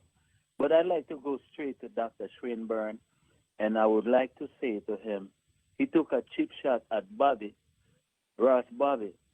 And I would like to say to the good doctor, I understand his passion, and so does Ross Bobby have a passion too. And Dr. Defoe, she was very, very interesting. She made a very, very interesting observation on her husband's condition. And I just want to say to the good Dr. Swinburne that his research is very important. And so is Bobby's work on the Dr. Defoe. But to Dr. Swinburne, what I'm saying in favor of Ross Bobby, I did never hear Ross Bobby say he don't believe in science. He acknowledged the work that science plays in everything. So to the good doctor, just do your work and speak your piece and give the Rasta man his place on the panel. And that's all I want to say. Let's be fair in this conversation. Thank you. Thanks a lot for that. We'll give the panel a chance to respond to those questions, but let's take a few more calls. You have another call, Lambi? Yes. Caller, please go ahead. It's your turn. Yes, good evening, Lambi. Good evening. Mr. G, good evening. Hi, how are you doing? Good. And the two doctors there, Dr. Defoe and the other doctor that from Bailey's there, seemingly You have a lot, you're on a lot of boards. So that time you have a very close workmanship with Dr. Fauci. So, but I want to ask Dr. Defoe a question and also the other doctor. Dr. Augustine. Dr. Augustine. I did not listen to Ras Bob contribution. I get tuned in too late. So I won't ask him any question. Dr. Defoe, the last time you were on the show, I believe Brian Linton was there with you. You did encourage us to get the vaccine, but you said you had some future concerns, which put me to think as well. And then you also said that we have to get accustomed to vaccine. Were you telling us indirectly that since after the vaccines lasting us for 6 months, it become a variant? Were you telling us indirectly that we'll be taking vaccine upon vaccine upon vaccine? Let me ask. You want me to answer that, Mr. G? Yeah. Let him answer. Let him ask his other question of Dr. Augustine as well. Yeah. Well, because of the interest of time, Dr. Augustine, is it true that if somebody get contract COVID, let's say I'm traveling, even if I'm vaccinated, if I contract COVID and I'm going to Dominica, I live in the BVI, I'm from Scotland, and I'm going to Dominica and I catch COVID as a fully vaccinated person, when I reach in Dominica and they test me, will they see COVID? Will they observe COVID? I'm a victim of COVID. Will they pick up the fact that I contracted COVID? And number two question for you is that basically what I'm listening to all the doctors, they're saying even though we take the vaccine, we still have to wear our mask, wash our hands, and keep all distancing. If that is the case, would I be right to say, well, if all of us in the world just decide, well, listen, we are going to wear our mask, wash our hands, and keep to the protocol, will that be the real remedy for COVID-19? Good night. All right, and thanks a lot for that. Lam, do you have any more questions right now? All right, let's take the overseas line. Please go ahead with your call. The overseas line, are you paying attention? All right, so if you're not able to take that call, then let me just go. We have a number of questions that were asked, and I'm sure that our panelists were taking note of those questions, and I know that Bobby was taking note of what was asked as well of him. Dr. Defoe, I wanted to go to you, but I want you to go beyond just answering the question that was asked of you, because you see, what I want to get at here tonight is that we are at a junction now. I know it's been said that, look, people are dying. We have to have something to stop them from dying now. The answer appears to be the vaccine. That seems to be the thing that can stop them from dying now. But from where the arguments I'm hearing now is that that is not going to last forever in your body. You're going to have to take more. But I'm also hearing the argument from Bobby, and Bobby say, listen, if I have 50 or 25, whatever people, I can do this, right? So Dr. Defoe, let's talk to this, because what I'm really getting to is this. We're at a crossroads. Vaccines are there. Those who want to take vaccines will take. Those who do not want it will not take it. But the point is we have to stop people from dying. And two, we have to stop people from getting sick. Bobby's recommending products. You have done certain products. I want to, after you've answered the questions, and I'm going to ask each of you to do the same thing for me when you've answered your questions, because I want to see Dominica move from where it is in terms of all these natural products that we have. What can we do with them? How can we pull all our resources? I heard Bobby saying to our distinguished scientists, Dr. Augustine, we need your help. I believe if we can find a way to do this, I'm pretty sure that there will be a way that that help can come. I'm pretty sure it's a matter of the how, because Dr. Augustine was mentioning certain things, that certain barriers you'd have to go through to do that. I don't think those barriers are unsurmountable. I think those things can be done. You can find a way to get them done. But what I really would like to see, Dr. Defoe, is for us to find a way. All of these resources we have, all resourceful people that we have outside. We have a lot of smart people outside who are especially, we can do this.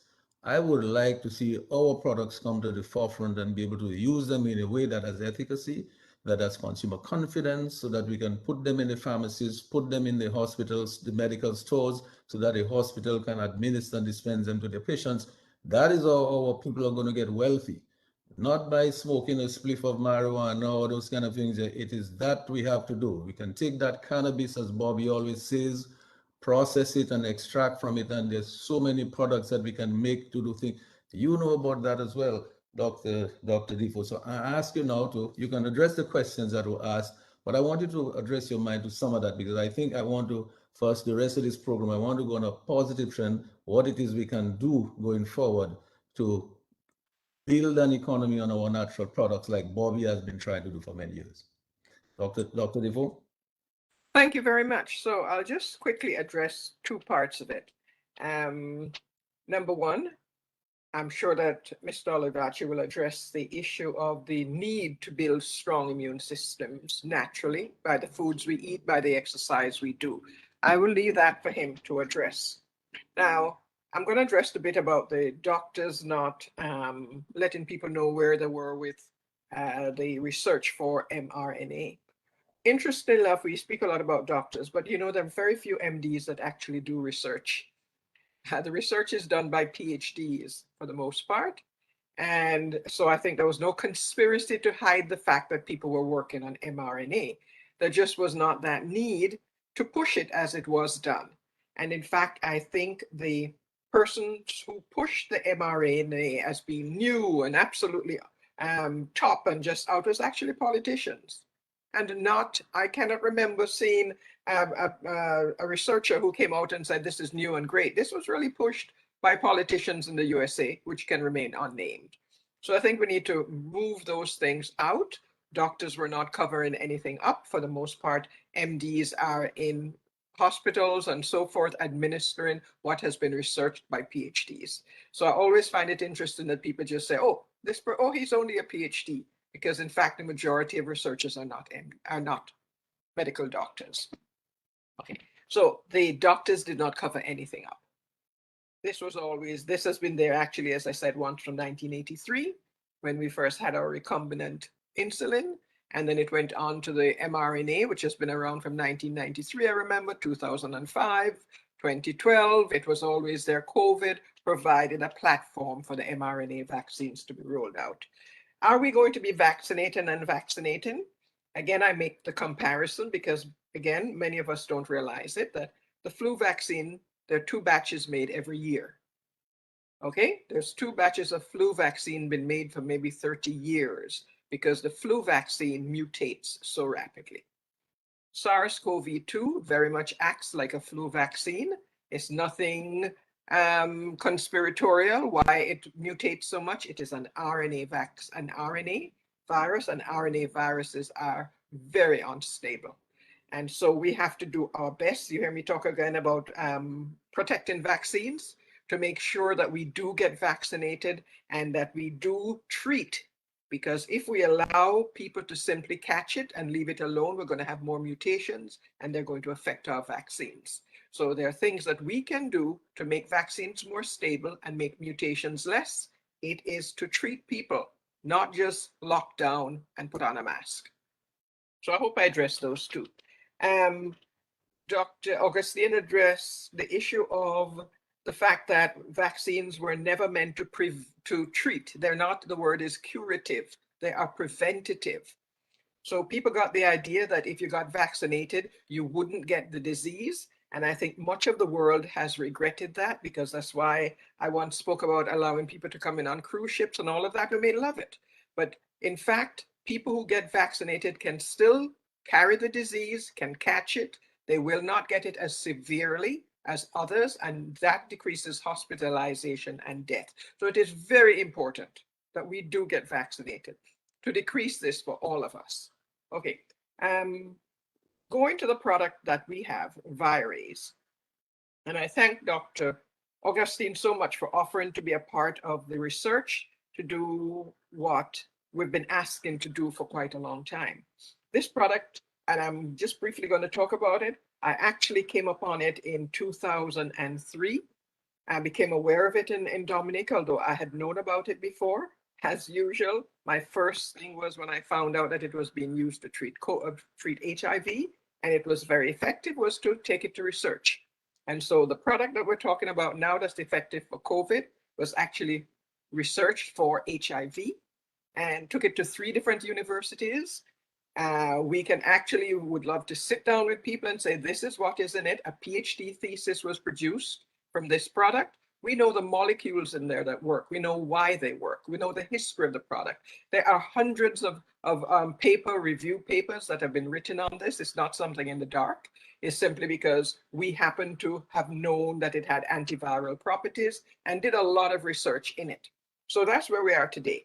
Our virus product was used in the midst of the COVID pandemic in New York in a hospital by doctors and nurses.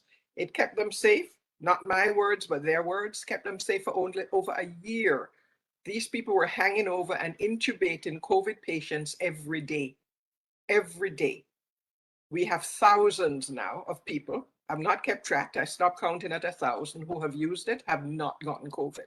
So it would be my heart to see that Dr. Augustine heard on Saturday, the people who had used it, the doctors and nurses who are presently using it, they're not only using it for preventative or to treat COVID, but for post-COVID. It's extremely good for treating some of the most difficult things that you have with the chest. It treats asthma, it treats COPD, which is very difficult, and improves breathing. So we have a product that's worth researching. And as I said, we have done as much as we can. I thank the scientists who are coming aboard to say, yes, we will help you. Now, what we need to do is to find a way to use it in the interim to try and satisfy whatever would be needed by hospitals to make sure that we don't have more people dying. We shouldn't really be using this to treat other people, and our own people in the Caribbean are dying when we have products such as these. And I do not for a minute believe that this is the only one. Bobby mentioned about 12 different products, and I smiled because I think we make 9 of them. We use 9 of them. So he mentioned lemongrass. Very few people know that that common little lemongrass you have out there is actually used in Israel as a part of their cancer therapy because it has an ability to heat up the cell, and when cancer cells get hot, they get unstable and they break down. It was also used to treat yellow fever.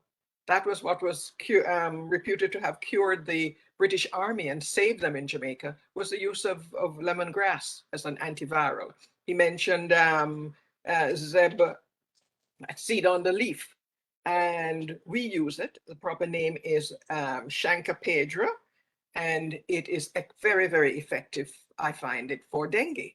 So I use it, but you'll find that one plant that's an antiviral for one plant may not work for another plant. So for instance, Chancapedra is very, very effective for dengue, but it doesn't work for HIV. And so you find equally that the virus, that works very good for viruses because it is very specific as to the receptors that it binds. And this product, I can sit and tell a scientist, it works because it's able to interact with the very same ACE2 receptors that the virus binds to. That's why it's so effective, because it outcompetes the virus for binding sites. It's not working because it's green. It's not working because my grandmother told me. It's working because of science. So thank you.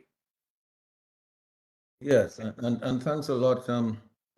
The only other question, but when we come to Dr. Augustine, he'll answer that.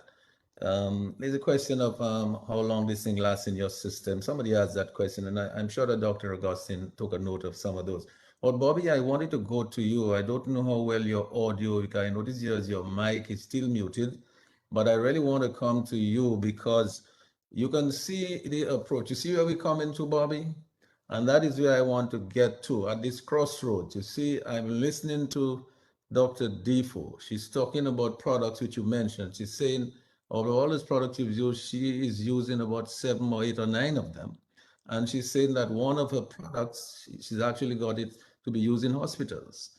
That is what I want to do. I don't know, I'm not sure which hospitals. I mean, I'm not aware whether Dr. Defoe is at liberty to tell us. But the point is, Bobby, I want to see our products in Dominica used like that out there. But she's saying that You're not using it because our grandmother said so. She's saying because they did the research and they can see exactly how it is working. And I think this is what Bobby is saying. Um, he's saying you want to reach out to people like Dr. Augustine to help you to do that. So you can do the research and come up with exactly the kind of breakdowns so that as what Dr. Defoe is talking about for her product. So when she goes to speech, she can say exactly, this is what binds that particular thing in that virus, and that is what it does, blah, blah, blah. And the science will be able to bear that out. If we can get that done, if all of those products, Bobby, and all of those cannabis products, Dominicans can become very wealthy people if we are to really put those products out there. I want to go to you, Bobby. Let's talk about product again and let's talk to see how we can get that done. That is where I want to head now, Bobby. Over to you. Yes, to give thanks again for the opportunity to share. Okay, it's good to have knowledge, but it's better to be wise. You see, so in terms of products, I'm glad you're asking me this because I want the people out there to know that I'm speculating intellectually about the position I want to take. I have 2 herb shops in St. Thomas. People come to me with that condition. I give them products and I give them advice.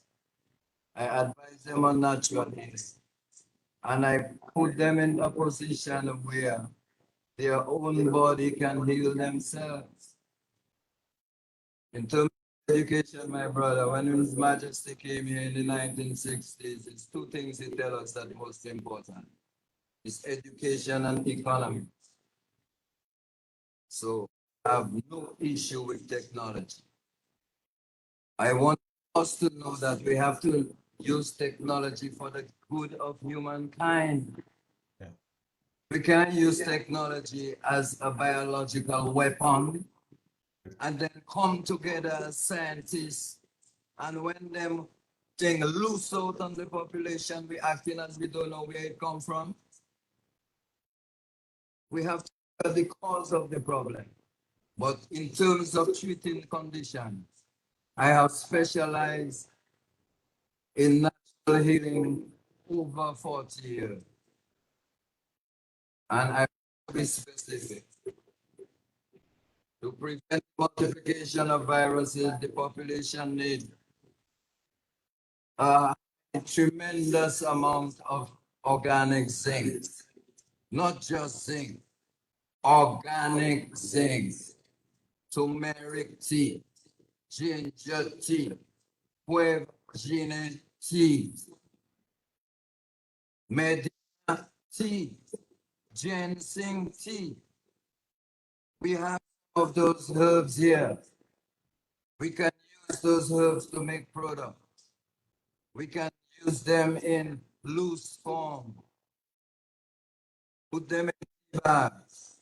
The antiviral agents we have, the neem, the vevenlachewat, the sorrel, even the leaves of the sorrel have a tremendous amount of vitamin C. When we say we are scientists, let's prove to see if it's true now.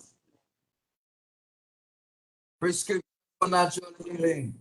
This is a book with over 300 pages of natural therapy and the components of herbs. We need herbs with vitamin C. Lemongrass, tamarind, for example, cayenne pepper. For zinc, why not plant turmeric usually? Powder them, just giving some examples, because it's a lot of ideas. We can take those herbs and steep them in green alcohol, make tinctures of them. What happened? Our grandparents didn't know the reality of life. How many centurions we have here? And people just bush all their lifetime. So many people get Gail in Dominica from COVID virus using bush. More people from diabetes since COVID virus come from, and as though we don't have diabetes no more. So what to understand is that locally we can get the herbs right here, the spinach that have iron in it. We can produce mushrooms here with the vitamin D in it. And since when sunshine can help us with vitamin D? We have to be practical about these things. Social distance, go out in the countryside, go back to the hills, get back out there with your pickaxe and your spade. They want us to isolate, fine, that is what we have to do. The way of life of Rastafari, the right way of life of Rastafari is a natural way of dealing with coronavirus. We want to take the tea. Ganja is antiviral. And if you all don't know the book that have the information about cannabis for strengthening the immune system and for treating many diseases, including AIDS and cancer. The emperor wears no clothes. We're talking about all the scientific education related to cannabis. So cannabis can be used also in many different concoctions. I'll give you some examples. Eucalyptus, thyme. There are herbs that are water-based and there are herbs that are oil-based. So you mix the thyme that is oil-based, you realize you can make thyme oil. And you mix the herbs that is like eucalyptus and you mix it with the cannabis. And you bake it and you blend it and you give the people a couple drops a day. All them is products we can make, but I want to give you all my formula. But I have plans to do those things. And let us stop acting as though you all have something in a syringe that higher than clean water and clean food. Come on, man. Stretch and do your yoga exercise. I'll give you all books for reference. There's a book called The Fountain of Youth. Less than 50 pages. The Fountain of Youth. Read the book and see how to stretch. 5 basic exercises. Do your breathing exercises every day. You understand? So that is the approach we have to take. Herbs with vitamin C, tamarind leaves, lemongrass, moringa, like we do bush. But at the same time, clean your guts, remove. To me, they're not focusing at all on that aspect of it. You know? So it's all right to be arrogant, it's all right to be long-winded, but we want to be practical. Nobody out there, none of them out there hit anybody with coronavirus. I'm telling you all, we have experience of that, and I'm afraid to say, and very often we represent the pharmaceutical industries, and they call it different names, but it's that we're representing 35 cents of every dollar made in America come from pharmacy. And the joke about it is that these things are petroleum byproducts compared to organic herbs. That is the reality. Give me the science. Show me how organic science can, organic substance can assimilate in a inorganic substance can assimilate in an organic body. Tell me which science that can fuse water with oil. And read it. I tell you all, read the book Emerging Viruses, AIDS and Ebola. So to come back to the question, tamarind leaves, moringa, lemongrass is a product. Ginger, turmeric, moringa seeds is another product. One is vitamin C, one is zinc. Iron, spinach, sarsaparilla root, even certain herbs we don't have on a local level. If we want to combine it with other herbs to make our concoction, we have the knowledge of it. I want to say, even at this moment, a big up to my brother Deja. A big up to my sister Nat. And all them Rasta people who know about herbs. Because people come around us and act as though the science or the herbology is not scientific. Why they mingling with these things to kill other human beings? And then they have something in their research called gain of function. They're causing them viruses to be more infectious. And when our brothers talk about it, some jokers commenting on DNO, them man is firebrand. Them man know about it. How is that 40 years ago we read up that cities in America are going to be quarantined? How is and now it's happening? So then very often the people who cause the problem end up trying to be the solution of the problem. So very often the confusion is deliberate because very often them people are unconscionable. We can make tinctures with herbs. We can make concoctions with herbs, infusions with herbs. We can fuse them herbs with citric acid, vegetable glycerin, grain alcohol, and make products and follow our culture and get real. Even if we understand that certain presidents who go contrary to their agenda get slain and get killed, and then eventually there is conspiracy theory. But Mr. Gregoire, I promise the eye, once the Most High give me strength, I will come to my country and make the contribution that I can make as a result of the knowledge bestowed unto me by my various natural healers and all the inspiration of my ancestors. I'm looking forward to that. And I know it's plenty products. I don't have time to talk. So many products we can make with ganja. And Bobby, let me just tell you that clearly I'm looking forward to that too, because you can see what I really want is for us to be able to find a way to maximize. We all know that the grandparents and the old folks use stuff, and many of them worked. What we did not know, you see, like what Dr. Defoe is saying, the product that she used, she can say, okay, we did the research, and this is specifically what it does, to where, what it impacts where, and that is that is where the results comes from. What I'm trying to, Mr. Gregoire, excuse me. yeah, And I say that for everybody here and the people listen. There is a book called Herbology for Home Study. It was written by a biochemist named Edward Shute. There is another book, a follow-up to Herbology for Home Study, named Treatise of Herbology. There is another book called Prescription for Natural Healing.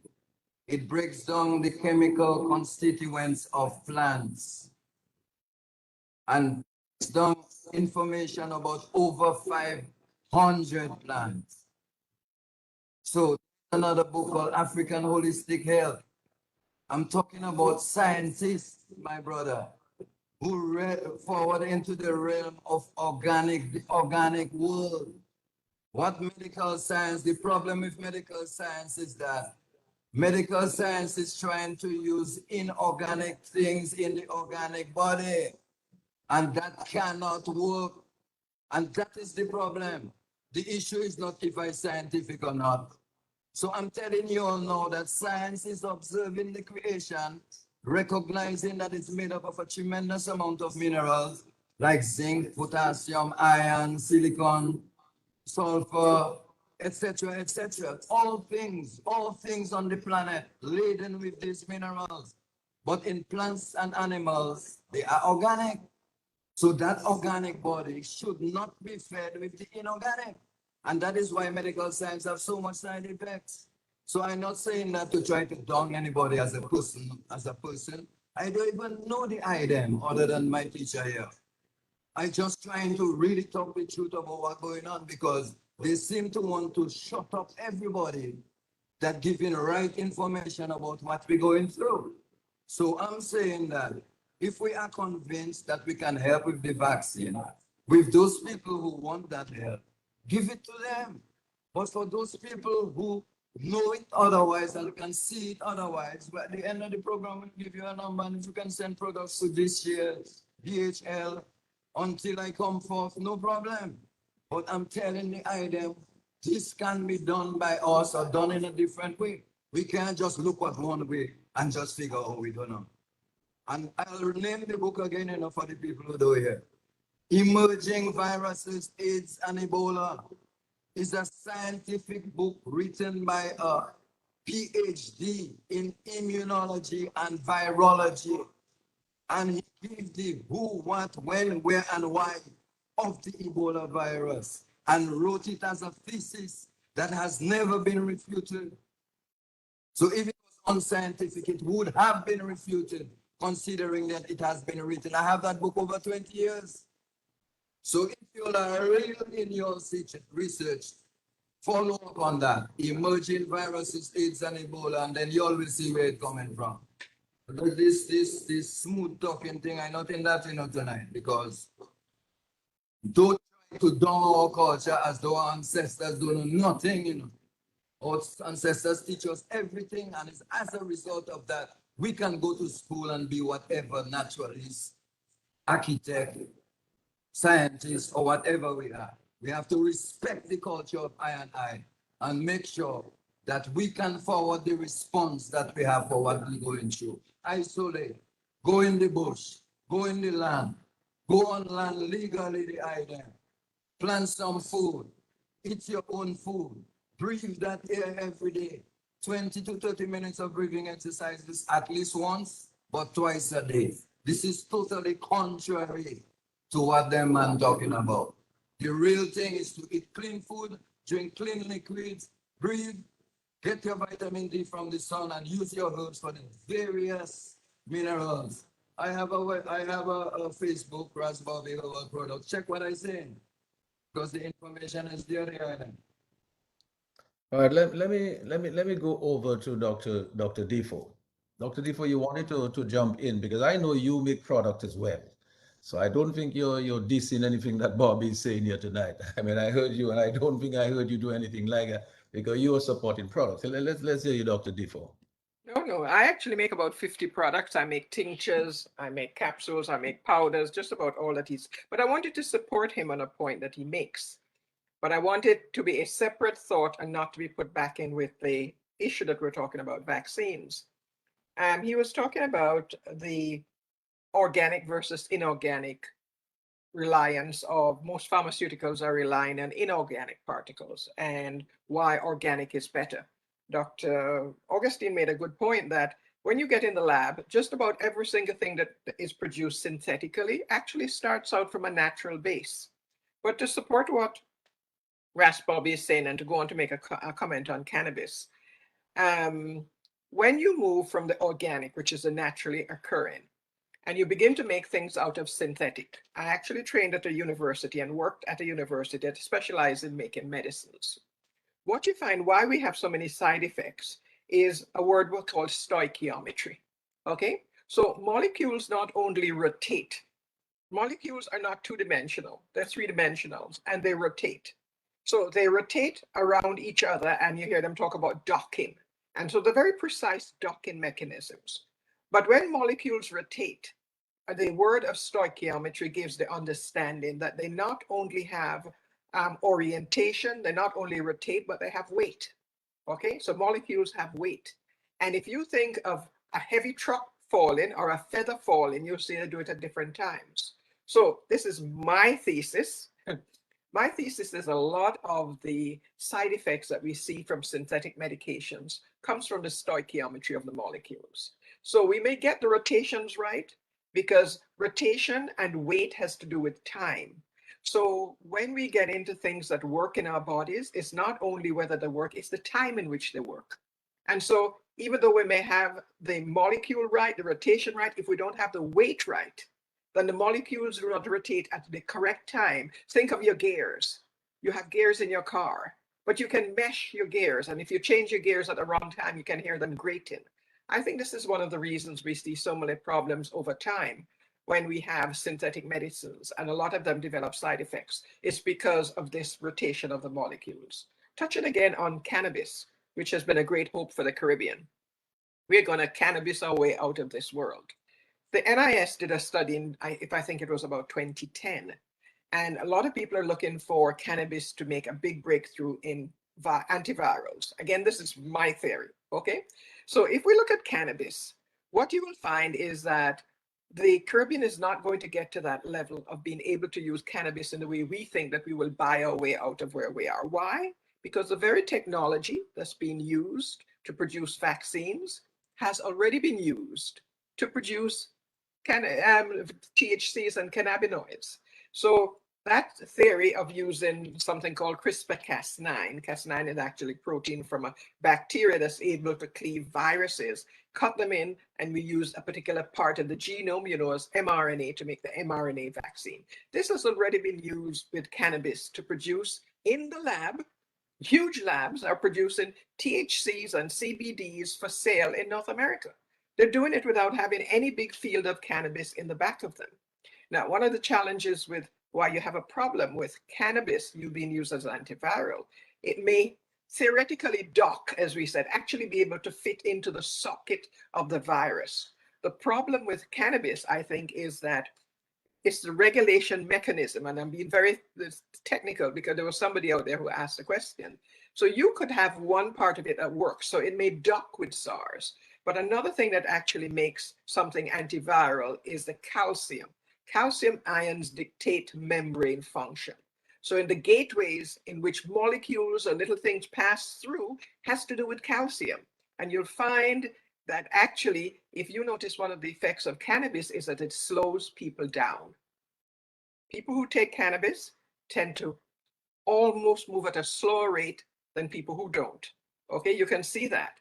And one of those reasons is the calcium pump and the calcium ion pump. So there are far more technical reasons, I think, for actually looking again at a lot of things that we talk about cannabis and what we're going to do with it and how it's going to work. But there's a whole lot of chemistry behind cannabis. And so I just wanted to put that there for that person who might say cannabis is going to antiviral. It takes more than just docking to make something antiviral. It also has to have membrane function and be able to bind and so forth. And that was for the cannabis person. So there's a lot of thinking that has to go into cannabis before we pour a whole lot of money in it in the Caribbean. It's good for a lot of things.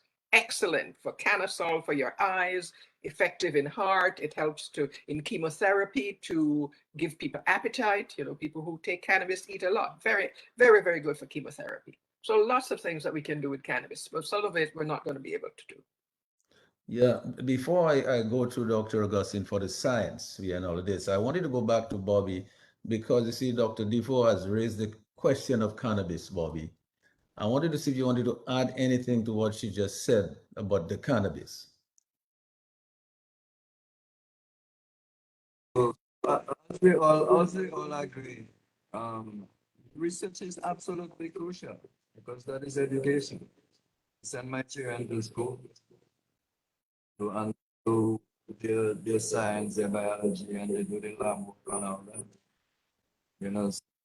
It's obvious that we have to educate ourselves. But as you know, Mr. Gregoire, what about Dr. Emmanuel and the other brother from Jamaica who've done all this? As a matter of fact, Bobby, I have to tell you that I mentioned I mentioned Marshall Emmanuel to Dr. Defoe, and I told her that I would like her to be in touch with him, and because I know that they could have a very good discussion about that. So just to let you know that. Yeah, but just to say also, I don't know if the honorable doctor don't know. My doctor sent them endless ganja from states, CBD being sold black and white, and we still thinking that we can't do this thing. We slip and still, sister. So I really don't agree with that. But I agree with the part about the research, the education. That is absolutely necessary. Because we just have to be real in the context of the cannabis that slow people down. The indica slow you down. But it's never wake you up. So it's still not perfect education because at the same time I appreciate the need for the research. The Emperor Wears No Clothes is a book over 40 years old that talk about all the education related to the endocannabinoid system of the body and how you can feed it with cannabis, with MCs, and all the different things. So I appreciate the need for even setting up a lab in doing that. Check out the plants and what they have. Because according to what the plants have, because if you have a deficiency of iron, you have those that have iron in it, like yellow dog, against sarsaparilla, okay. But you also have to know again the science. that what facilitates the absorption of iron is calcium. And you can get calcium from lemon. You can make, but why can't we plant limes again? At one time, Dominica was the biggest producer of lime in the world. But we run away from the land and we're acting as though they have something else. So there is really a lot to say, because as nice as the technology is, there is another aspect of it. But that other aspect of it is another story.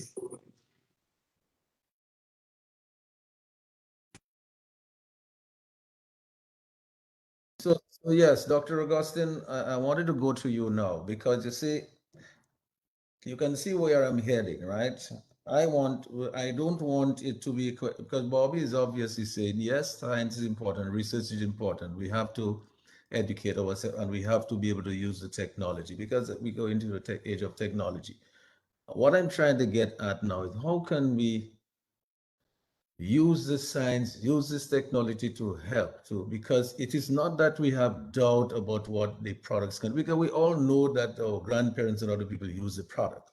How can we perfect the art? How can we get it to the point where we can get it to the market? What is the kind of research that we have to do? What exactly do we have to provide in order? Because Bobby, I don't know with all of that. I don't know whether we're satisfied that we're penetrating the market right now in any meaningful way for our products. I mean, I don't think we're really touching any, you're not even the tip of the iceberg. I think there's so much potential. How can we expand that potential and get to realize the real potential of this thing? That's the point. Yeah, well, my brother Gregoire, Mr. G, we cannot do it as individuals. We have to do it collectively. So I see it as though there is a need for a cooperative, even a national cooperative of sorts, to deal with the global industrialization concept. And then we get all the different packages, the bottles, the alcohol, the glycerin, set up shop, create a factory. So it's these kinds of things that have to be done.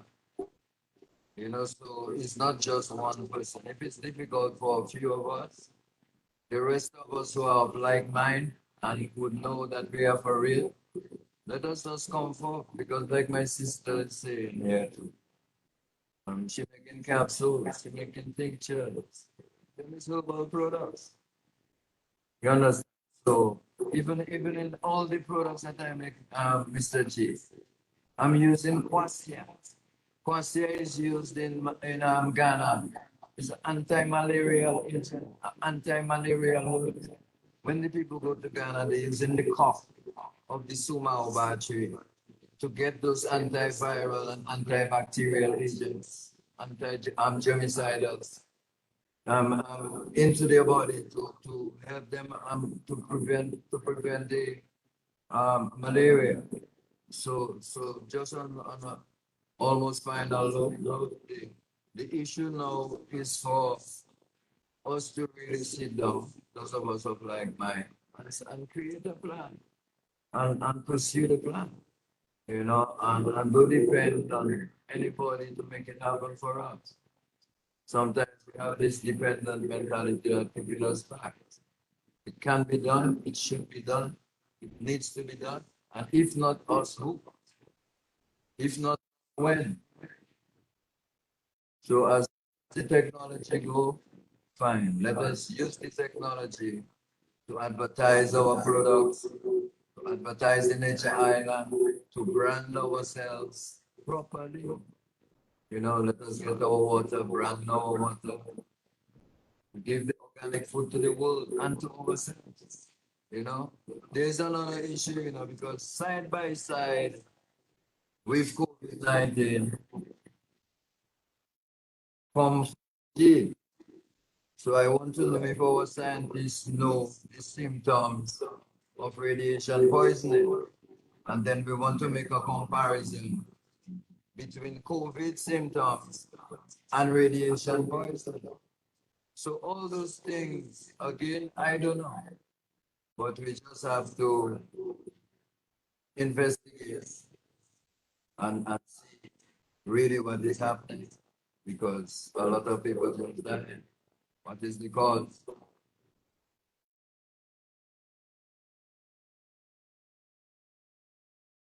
So here we are now, Dr. Augustine.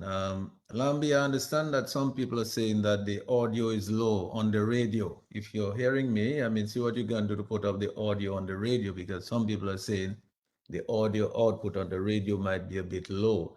But I wanted to go to Dr. Augustine again, because I hope that he's still there. Yeah, because Dr. Augustine, at this point, what I want to see is how can we, you see, all of the science and technology, how can we bring all of that together? We're talking about Dominica now. We're talking about the future of Dominica as a place that has potential for producing product. We've heard Dr. Defoe talk. She says she has over 50 products that she's working with. Bobby and probably she has probably more than 50 products. There's many other people in Dominica who may have more than 50 products as well. Many of them. What can we do going forward that we can do well in order to be able to sell our products to the world in a way that they will accept it? Because we want to penetrate that market to create some wealth for our people, because these are the natural resources that we have on island. Dr. Augustine, what can you do to help us with that in terms of your thoughts going forward for this? What is the best way forward that you can see for that? Okay. So after listening to all of this, it seemed like we drifted away from COVID-19 and the pandemic and the deaths that are happening in Dominica and around the world. Let us not forget that is our main goal, period. I wouldn't be on here if it wasn't that. I'm not a product person. I'm not a marketing person. I'm just not. Let me address there. So there were a couple questions. I'll come to that in a minute because that is part of the notes I've been taking as I've been listening. The first caller said that we were overstating, and he wanted to know what was the population of the US in 1918 versus now. Of course, we were going to know if we're going to say that COVID-19 eclipsed the Spanish flu, the deaths of Spanish flu. Of course, we're not going to measure the population of the United States now as it was in 1918. That is just intuitive. Okay, so yes, that has to be taken into consideration before we can, just like Mr. Gregoire, you were doing earlier when we were trying to see the 12 deaths in Dominica, how that compares with the population of Dominica and the 677,000 deaths in the US versus the number of, in the US, the population of the US. That is how we would analyze those things. We're not just going to look at a raw total. That's not how science works. Number two,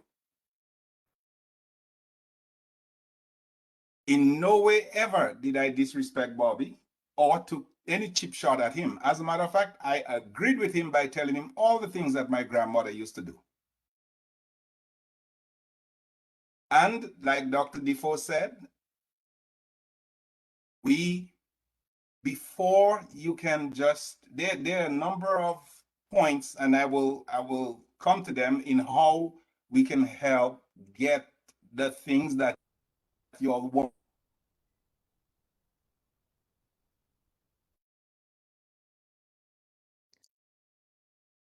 Dr.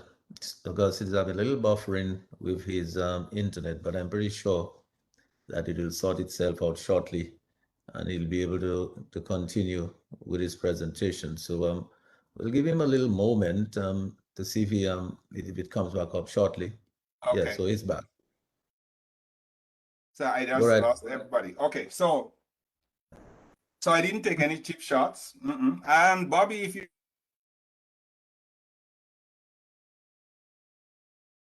right there in Smith Bay and all around St. Thomas. Bobby say he can't hear. Can you all hear me?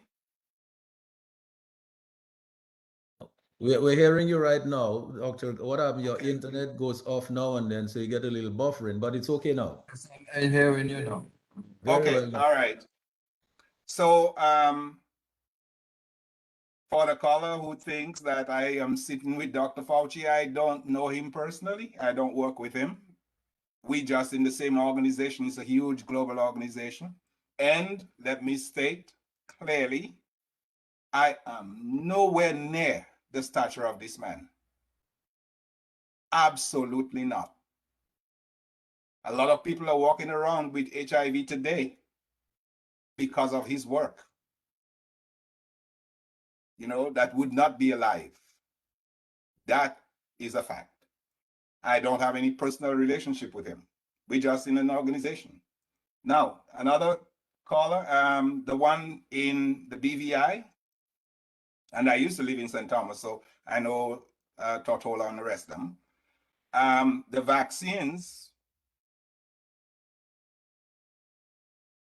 are able to stop, you know, they are still protective against the variants. So if you were to go to Dominica and they did a test, there are two tests they can do. One is an antibody test that will tell if you are, number one, vaccinated, or you had antibodies from a natural infection. That's the antibody test. That's the only thing it can tell, whether you were infected naturally or you were given a vaccine. That's it. Now there's an antigen test. And if you're positive, you have, whether you vaccinated or not, you are carrying the virus.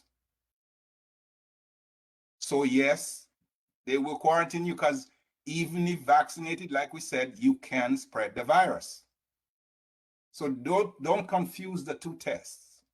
The antibody will say, yes, you've had a natural infection or you had antibodies from vaccination. So he also asked, with if you wear masks, if you washed your hands and you social distanced, why you need the vaccine, or would it get rid of COVID? Here's the answer to this. What happened to the flu virus this year?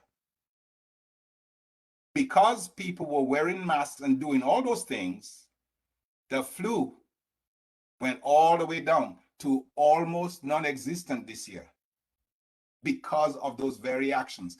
Now, we don't want to continue to wear masks and social distance the rest of our lives.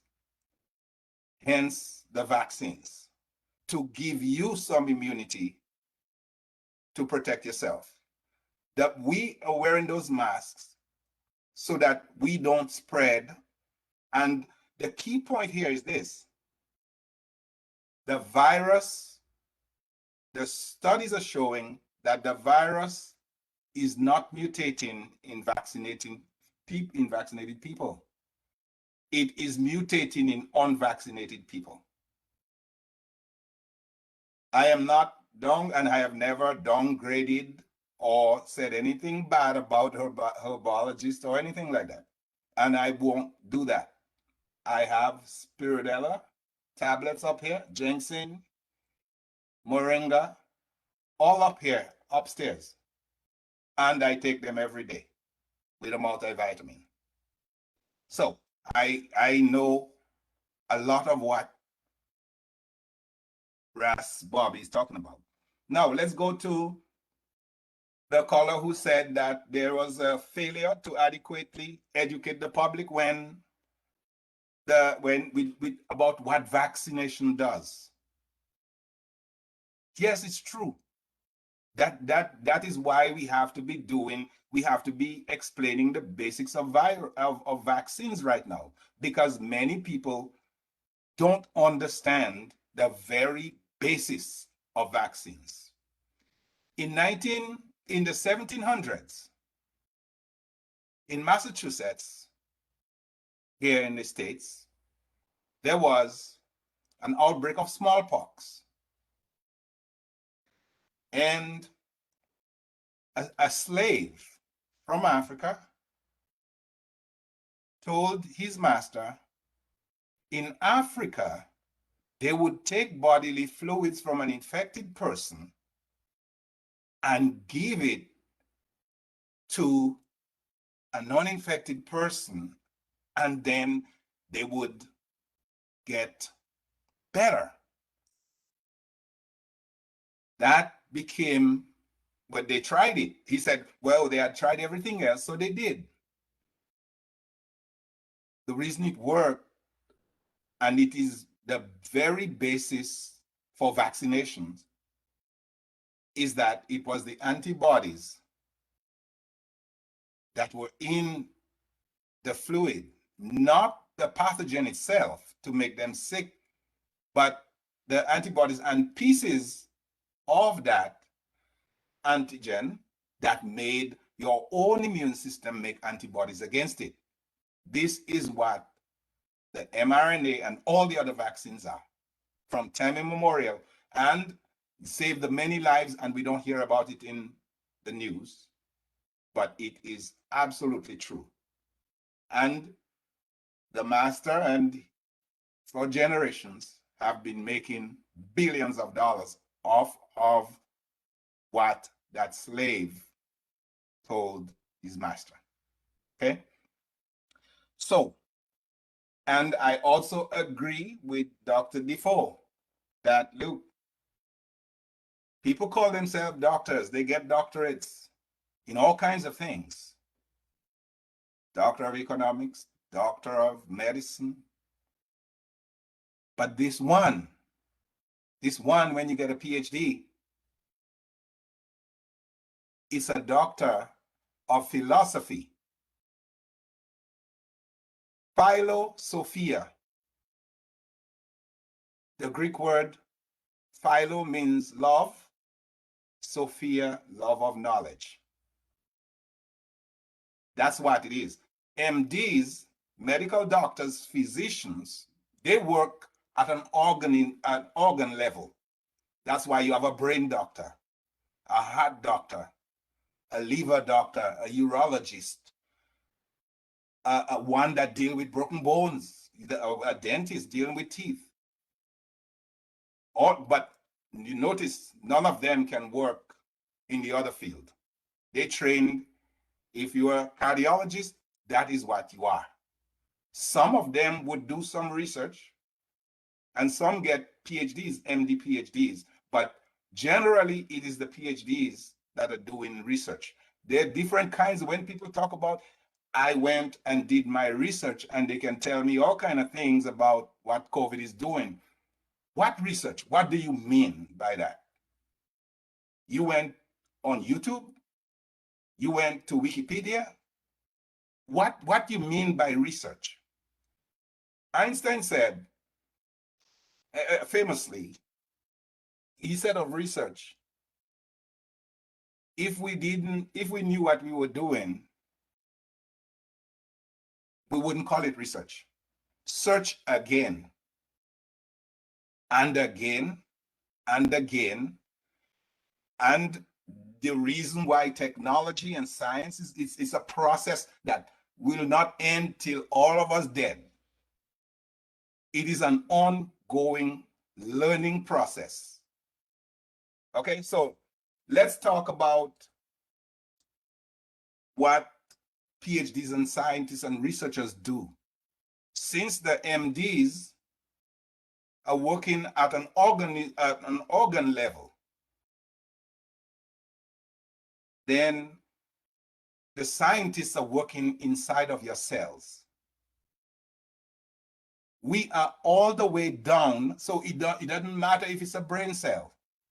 It doesn't matter if it's a heart cell. It doesn't matter if it's your kidneys. It is inside of your cells. The components of those cells are the same: a nucleus, a cytoplasm, endoplasmic reticulum, and all of those have specific things they do. the calcium that they're talking about, well, how do you know? Because it is that cell potential on the cell membrane. It's calcium and all those things that where sodium goes, water follows. So it has to do with opening up your cells and closing it. A lot of those things. So here I've just talked about that. So let's go to the big concern about the products. Because I know that is very technical, but I had to lay that foundation before I go where we're going.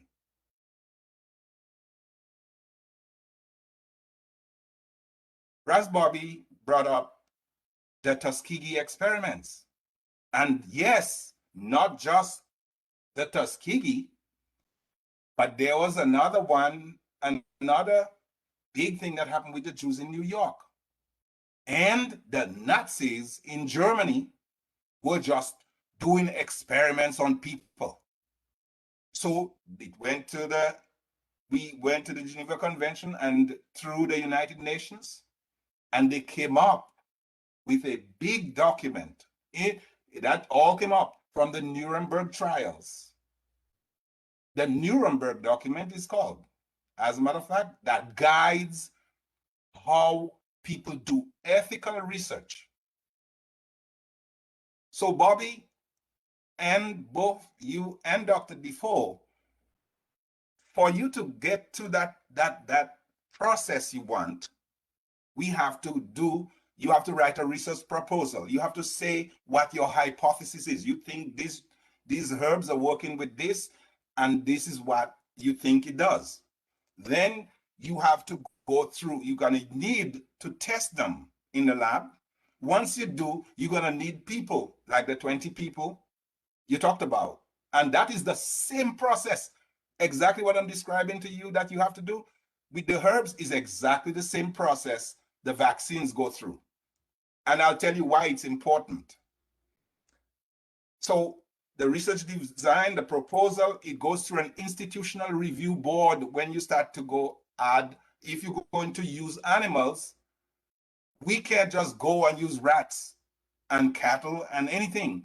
You have to go through an IACOP, an institutional board for that as well.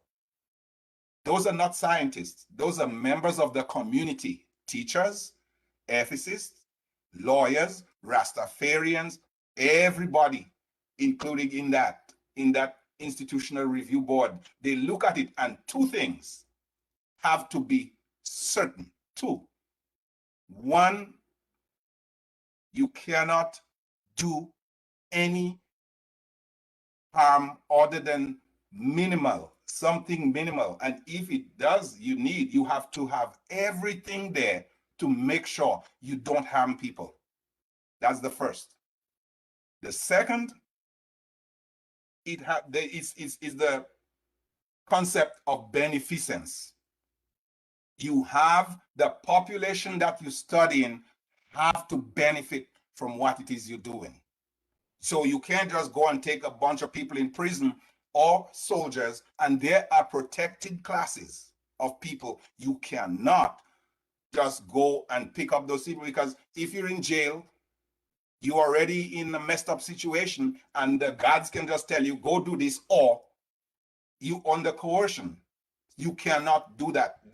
They are special children. They are specifically protected to avoid exactly your concern, Bobby.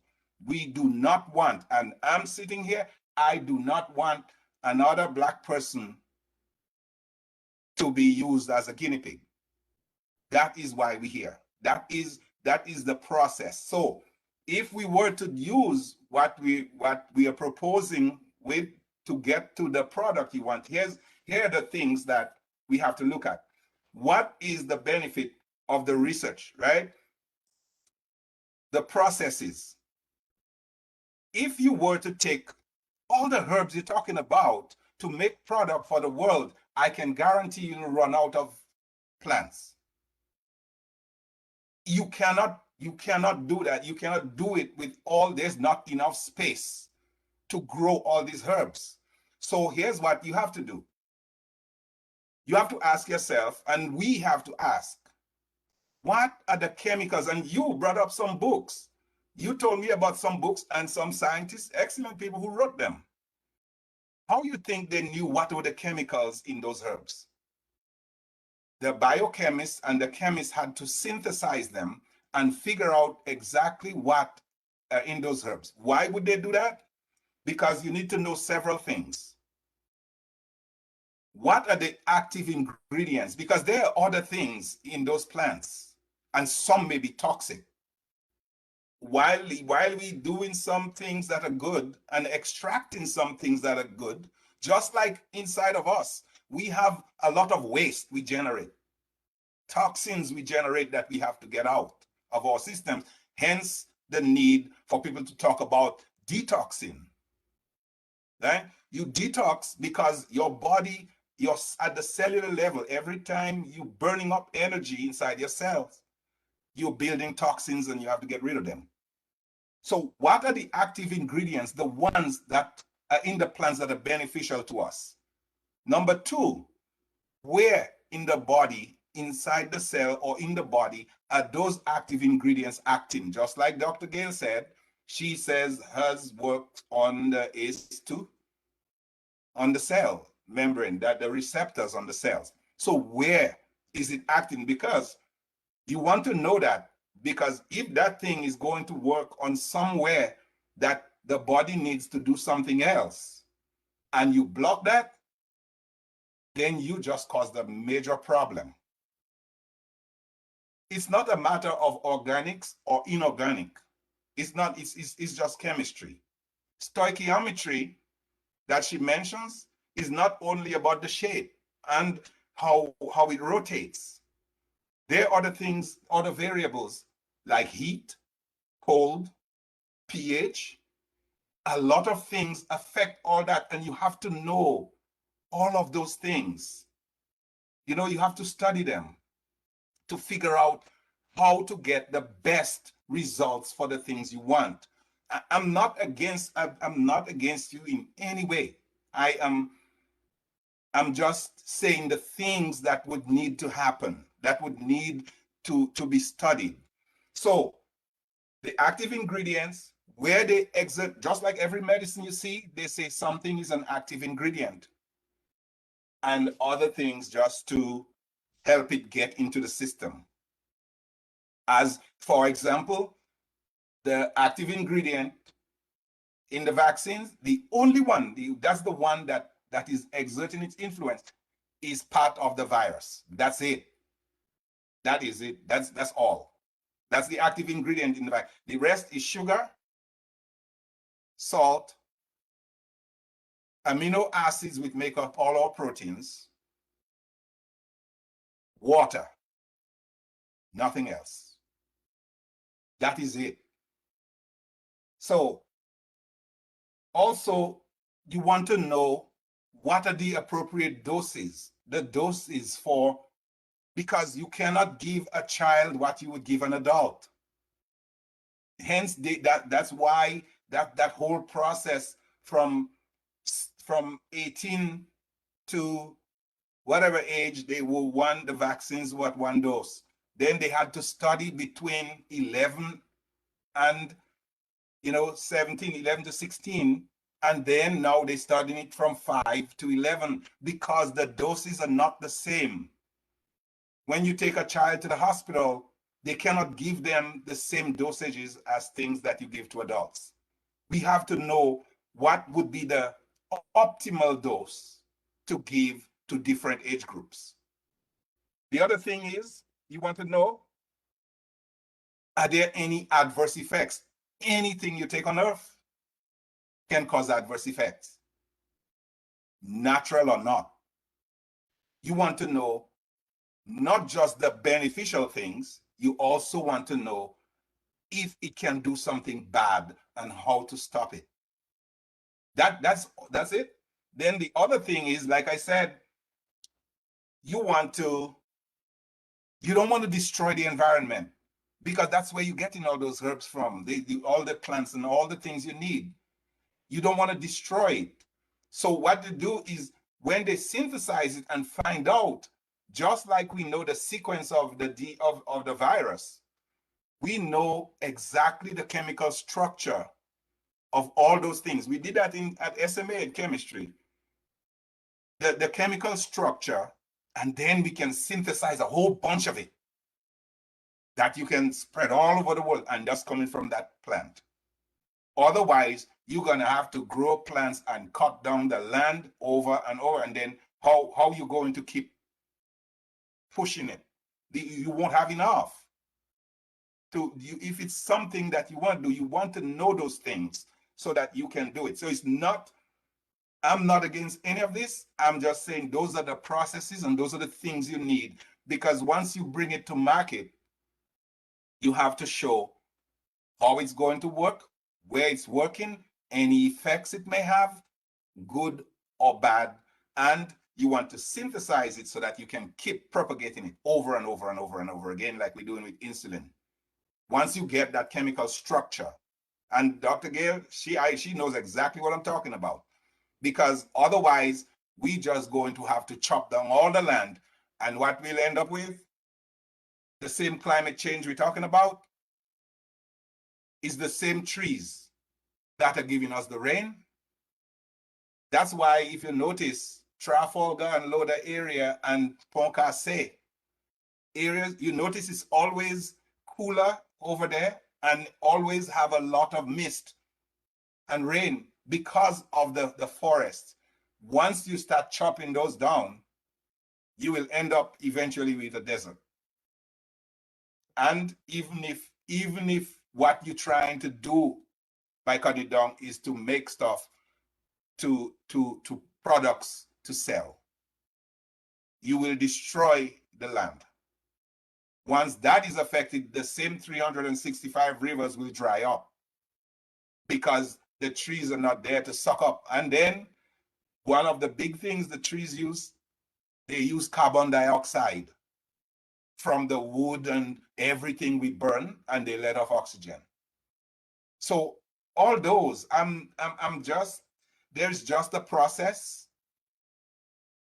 But to come right back to the main concern and the urgency now is COVID-19. Enough of the conspiracy theory. The same book you're talking about, the HIV and the emerging pathogens, the HIV and Ebola, there are millions of viruses and bacteria and fungi out there. We have to know where they are, what they're capable of doing. The gain of function thing you're talking about, we also do loss of function. I was explaining to Sheridan over the weekend. Gain of function is not this nefarious term. We look at E. coli that will kill you and give you diarrhea, but it's something that lives in our system. But if it goes in the wrong end, you end up with some serious problems. We can take E. coli and we say, what if I took the human insulin gene, just the insulin one? Will I be able to make it make insulin for me? Because the insulin diabetics used to come from cattle. And people used to have serious reactions to some of the cattle components and even die. And it is so expensive. And how many cows are you going to keep killing? So we took the insulin gene and put it inside E. coli. That is a gain of function. E. coli did not make insulin. That is gain of function research. Exactly what she talked about. It is not something bad. I also explained to him, you see those ships, when the hurricanes come and they break those oil wells in the Gulf, and that oil is all over the ocean. Found bacteria, and you can take them and make them digest all that oil. You take them all, and then you get all your oil back. The other thing that what's being done now is all this plastic that's contaminating our oceans. It's killing our turtles. It's killing our fish. It's just killing. It's everywhere. It's even in the water. If you think that there is any water in Dominica or anywhere else that don't have microplastics in it, you're fooling yourself. Okay? You are fooling yourself. There is microplastics inside those things. Now they are finding organisms that if you can make them by gain of function, have them gain the function of digesting the plastic for you. And then you have to figure out what to do with it then. You know, can we recycle it and reuse it, but we cleaning up the environment? Those are all the things. That is, gain of function is not some biological weapon thing. It's not. There are people working on biological weapons because you know what? We can smoke all the weed in the world and we can talk about the Bible. Some people, even Rastas, they're going to want what you have. They're going to want to take over your country, so you have to defend yourself. We all have to defend ourselves. So they're going to build better weapons than the next man. This is a fact of life. You leave your house open in St. Thomas or in Dominica, somebody that don't want to work is going to come and rob you. How do you protect yourself? Peace and love ain't going to do it because some people don't believe in that. They don't want to work. So yes, nations are going to do that, but this is not the kind of research I do. I would never get into that. I don't want to get into that.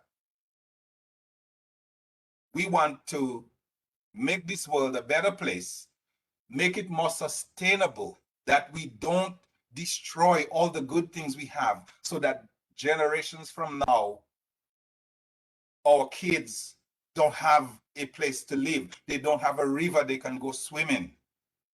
They're living in a desert because we done took out every plant we could see to make some money today.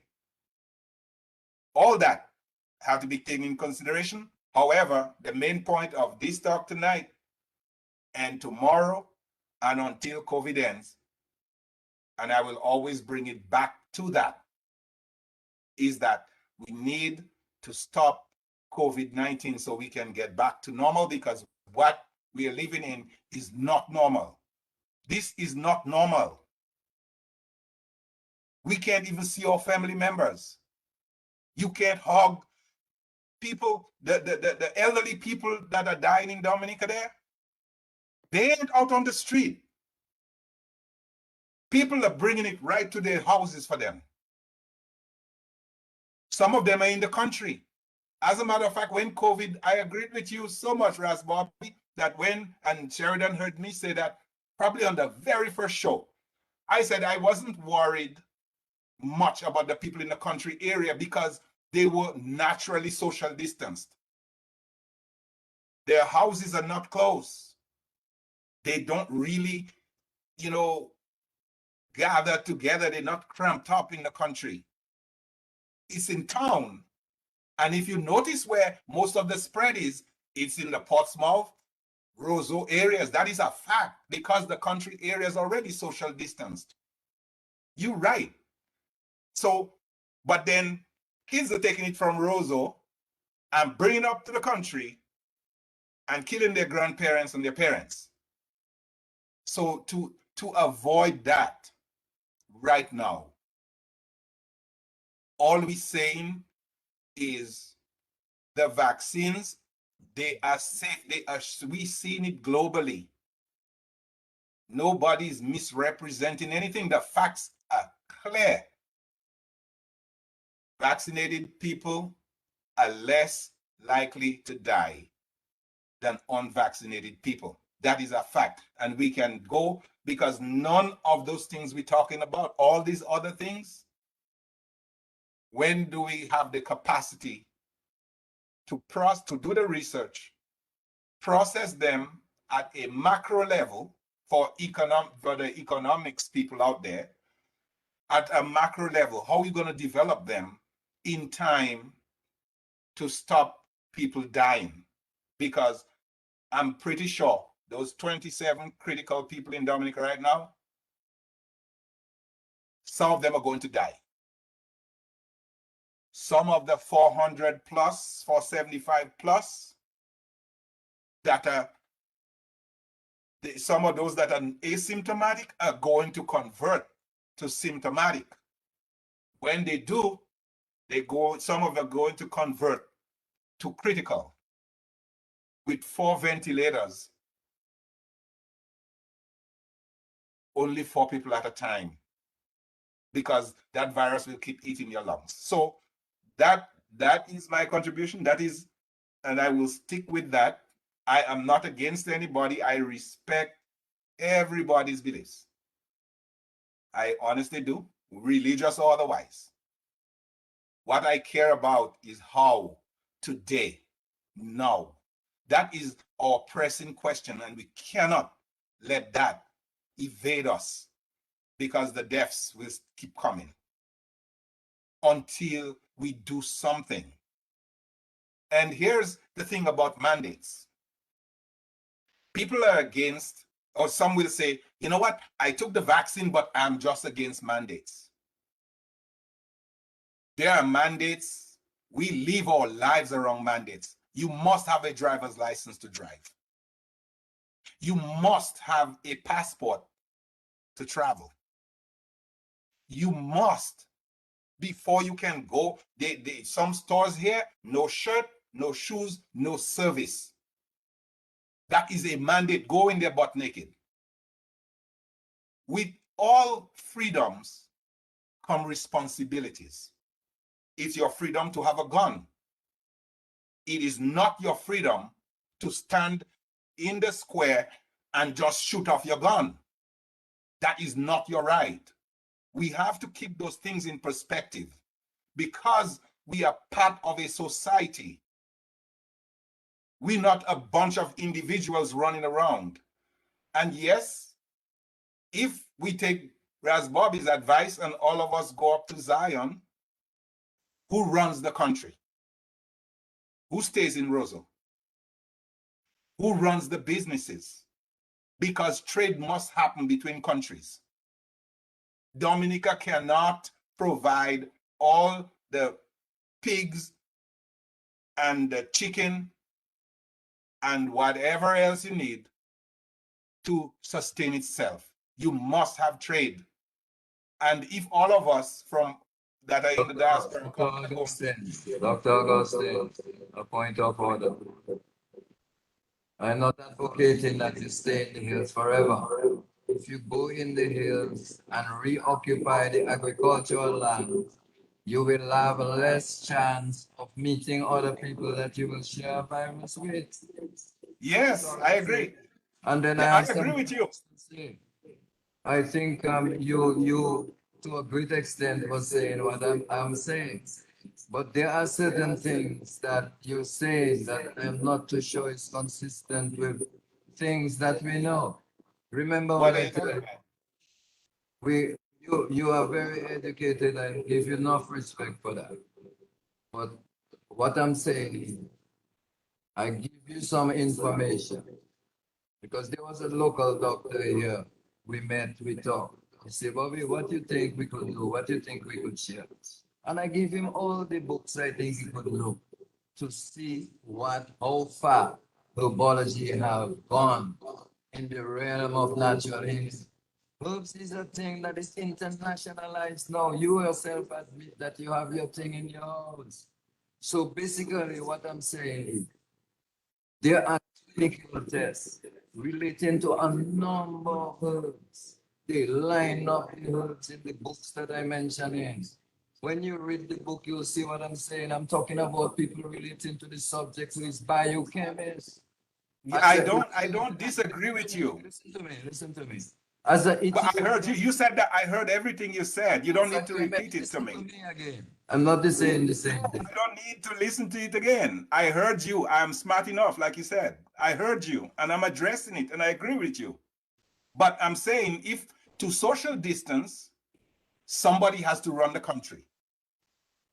So all of us cannot go out to, yes, it will be protected. And I agreed with you with that. But so the virus is not going to go away. That's the thing. Even if the majority of you go away, when you come back, it'll be there waiting for you. That is all I'm saying. So how do we address all of that? Because even if we all go, even if most of us go, somebody has to run the country. Somebody has to give the information, like the radio hosts. You know, everybody cannot do that. So in the meantime, what do we do? Mr. Augustine, Mr. Gregoire taught me comedy. So I understand the commercial aspect of this. I'm not stupid. All I'm saying is, Why are you bringing up words like stupid? Nobody called you stupid. No, So I'm not stop saying doing that that, because I'm not stupid. insinuating that. Okay, thank you. I accept what I say. I'm not saying that. All I'm saying is I understand common. But what I'm finding is that over the years, we've strayed away from the land and we return to the land to plant those roads. So we're not going on the side of the road and just pick bluebird bay. We want to plant acres of bluebird bay. We want to plant acres of palmetto, acres of turmeric. So it shows now in our way of thinking that returning to the land in a serious way nullifies those problems. And at the same time now, while that is happening, we're working on treating the people who are sick. Again, I'm saying I'm not against this. I'm not against people wanting to vaccinate. All I'm saying is there are some of us who do believe in that world because we have observed that we have not been vaccinating for over 30, 40 years and we're not getting the flu. And so there is another way that we haven't been looking at enough. That's what I'm saying. So I know you have to find out what is in our herb. I have to find out the active ingredient of the herb. You have to find out the other chemical constituents of the herb. But I'm saying that research has already been done. Other research has already been done, even in context of the situation with the cannabis. We did research on a virologist, not virologist, geneticist, who was producing cannabis seeds in St. Croix. We had the same audience, and he was supposed to speak. But before he speak, we go and research this man. We found out that this man was producing cannabis seeds that was altering the DNA of human beings. And this man was producing cannabis seeds that was lowering the sperm count of man. This is the kind of science we just be talking about, how scientific and scientific. Some people do unethical things using the science. And obviously, I'm not talking about you, Dr. Augustine. I'm just saying that is another part of this world and the science, because Kemet, ancient Kemet, who we are children of, the meaning of Kemet means chemistry. I'm not against chemistry. I for chemistry, I for math, I for physics, I for science. But it's just as though we just see science differently. There is organic chemistry and there is inorganic chemistry. And inorganic saying the effects, we're talking about the effects of compound from a vaccine, that nobody knows the iatrogenic effects that will come about as a result of the use of those things. When those compounds meet together in the system, what will happen with our biology? So it's not as though all of us know everything about this, because we collectively studying this. The whole world studying this. And many scientists is going contrary to what some of the so-called authorities are saying about this thing. Why we think so many millions of people demonstrating all over the world? It's because there is skepticism about this reality. So I am really happy that we can have such a discussion tonight for us to consider not just one way, as Mr. G said earlier. All hands on decks. And I was observing so that you were not really saying anything against what I was saying. All I'm saying is that some of us see it more seriously than others, and we recognize that we are able to do things, greater things that people think we can do. And if you and me were speaking personally, I could speak to you about personal experiences I have with many diseases that are considered incurable. But I don't want to sound as though I want to boost my ego. But the world of herbology is scientific. It has been studied. The same process as you're observing has been done. Herbs have been broken down. The active ingredient indicated, the other ingredients indicated, and then clinical tests done with it, and then the effect of it, or the solution, not the solution, forget the scientific term, the result of it was brought forward in a scientific way by scientists.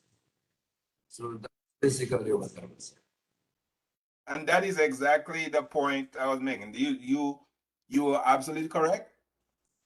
We have to take those herbs, study them, find out what is good about them, find out what is bad, discard the bad, and use the good. And most, as a matter of fact, most drugs are based on natural plants. Most of them, if not all. So that is not a problem. The Dr. part Augustine, the only thing I wanted to say is that Bobby appears to be saying that some of that work is already done. Some of that research is already done. And I think he's drawing reference to certain documents where some of that works could be found.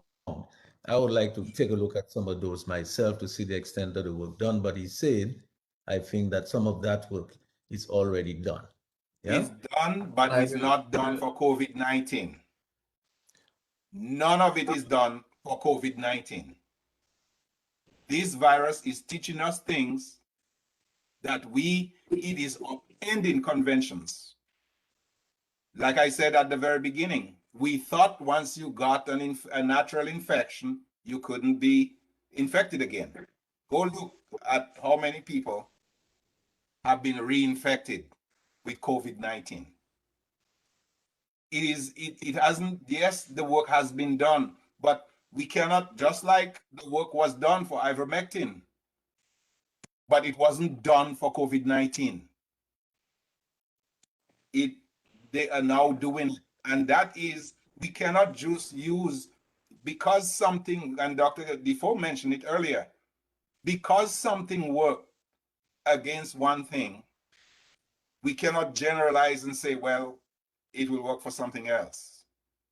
An example, you get a major cold, you have your runny nose, everything, you go to the hospital, the MD or the ER gives you antibiotics, but it never goes away. And you throw it away because antibiotics do not work against viruses. See, you have to know what the organism is. Certain antibiotics, now a lot of those organisms are learning how the antibiotic resistance is a big global problem. Most of them don't work. The penicillin that we use that was so good came from mold, from when bread mold up. Those are the things that we learn from nature.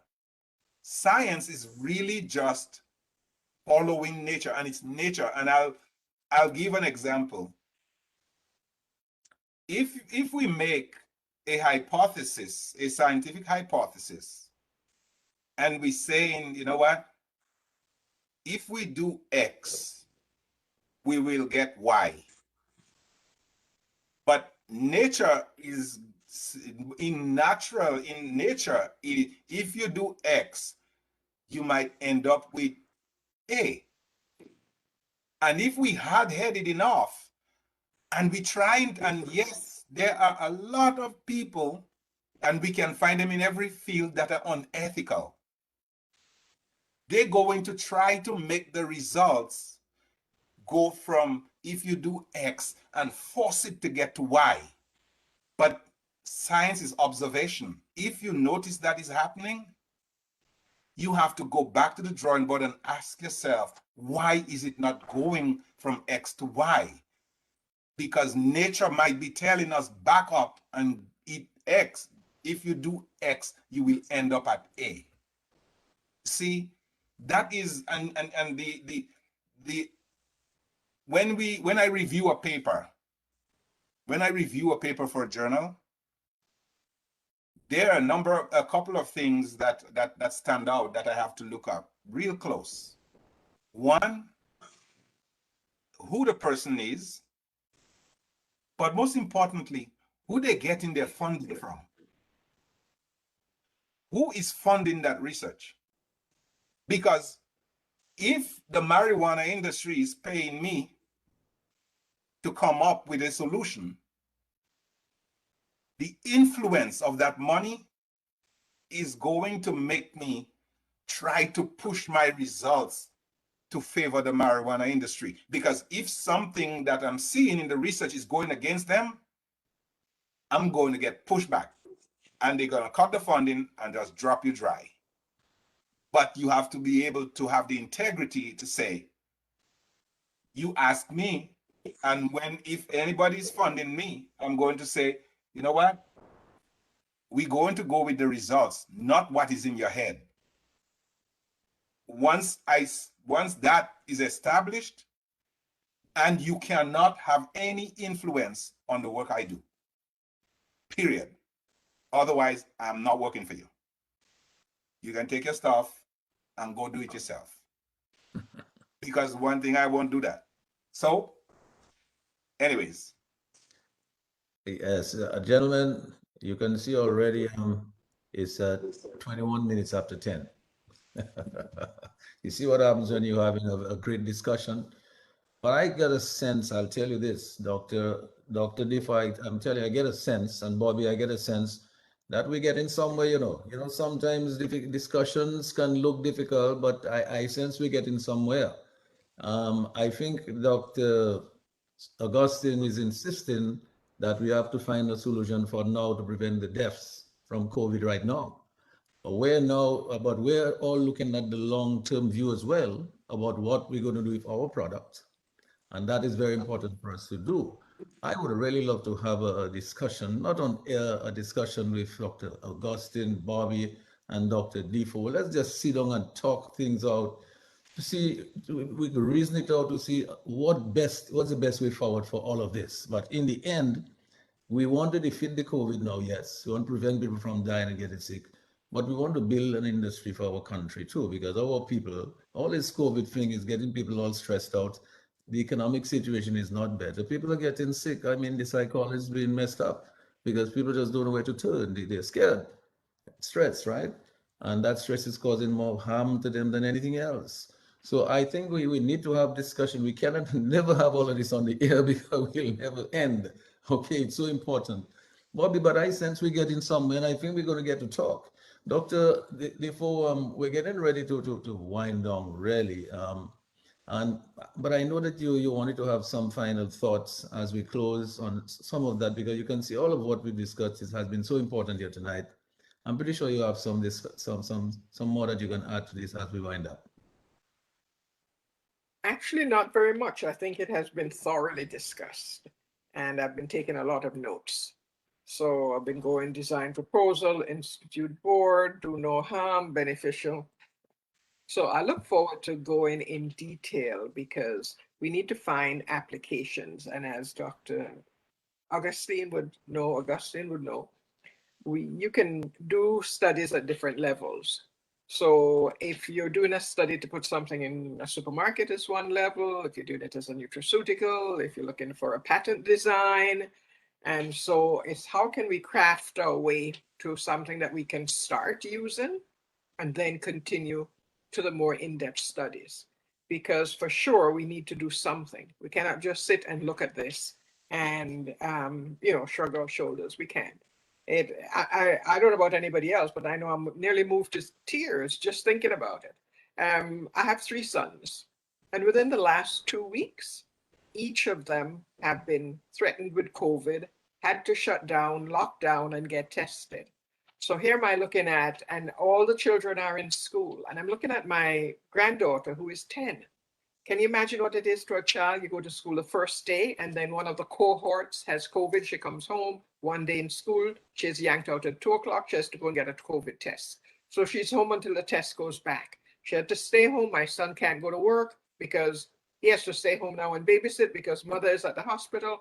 Then she goes back in one day. One day, another child gets COVID. She's back home again.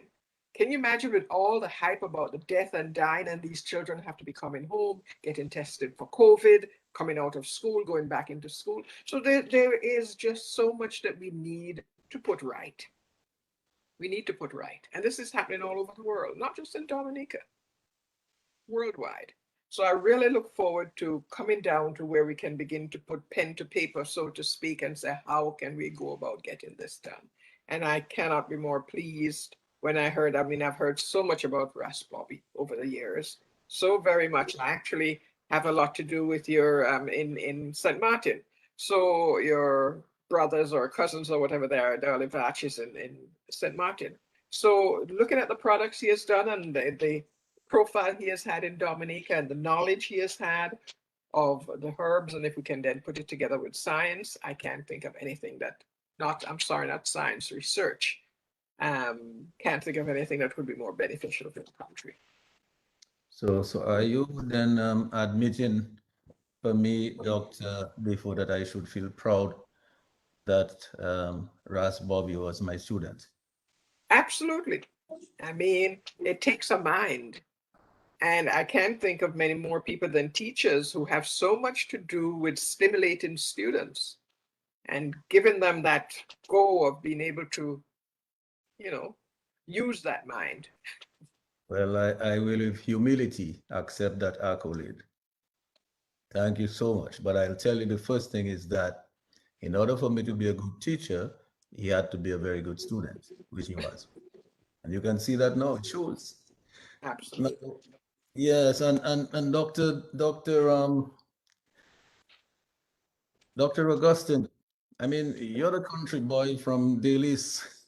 You're the guy who had red ants in your eye, and they pump the breast milk into your eye, and you're able to go back and take your thing, your load, and carry it back home. And maybe after you got the load up, they give you like a 50 cents, because that's what they used to give me every year.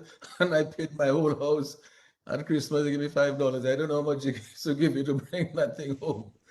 But the point is, there's merit in all of that. And I think we just cannot overlook it. We have to pay attention to it. We have to do something. I agree with you that we have to do something now to stop the deaths. When you hear about 27 people in critical condition, you get worried. You get very worried about that, right? Especially when you went from 1 to 5 to 8 to 10. Now we're hearing about 12, right? Who knows when the next two are going to be? These are not numbers, you know. These are human beings. These are people with brothers and sisters and fathers and wives dying. These people are miserable when the people die, right? So we want to find a way to stop it. Bobby is saying, listen, those who are for vaccines are for vaccines. Those who are not are not. I think what all of us want to do is to stop the deaths. Bobby has his way of approaching it. And then, so we have two things to do. We have to see how we can help stop the deaths now and get this thing under control. But beyond that pandemic, there's life has to go on. We're always going to have viruses, and life has to go on. We have to build our industry, build our economy, build our products, generate wealth for our people. Our people are not getting that kind of wealth now because I don't think we're using our natural resources. Bobby's talking about water. I mean, we have so much water just running down into the sea. What are we doing about that? Why can't our people build wealth around that? Okay, so we need to talk, and I'm hoping that we can facilitate a little discussion off the air to see where we can go, put our heads together on all of that. But I want you to sort of give me your closing remarks. I tell me how you feel about the discussion we had tonight. For me, it was very edifying. I learned a lot, and it's opened my mind to a lot. So maybe you can, in your closing remarks, Dr. Augustine. So like we talked about this weekend, it's funny we talk about it. And then on the news today, COVID-19 has created a whole bunch of new billionaires in the United States.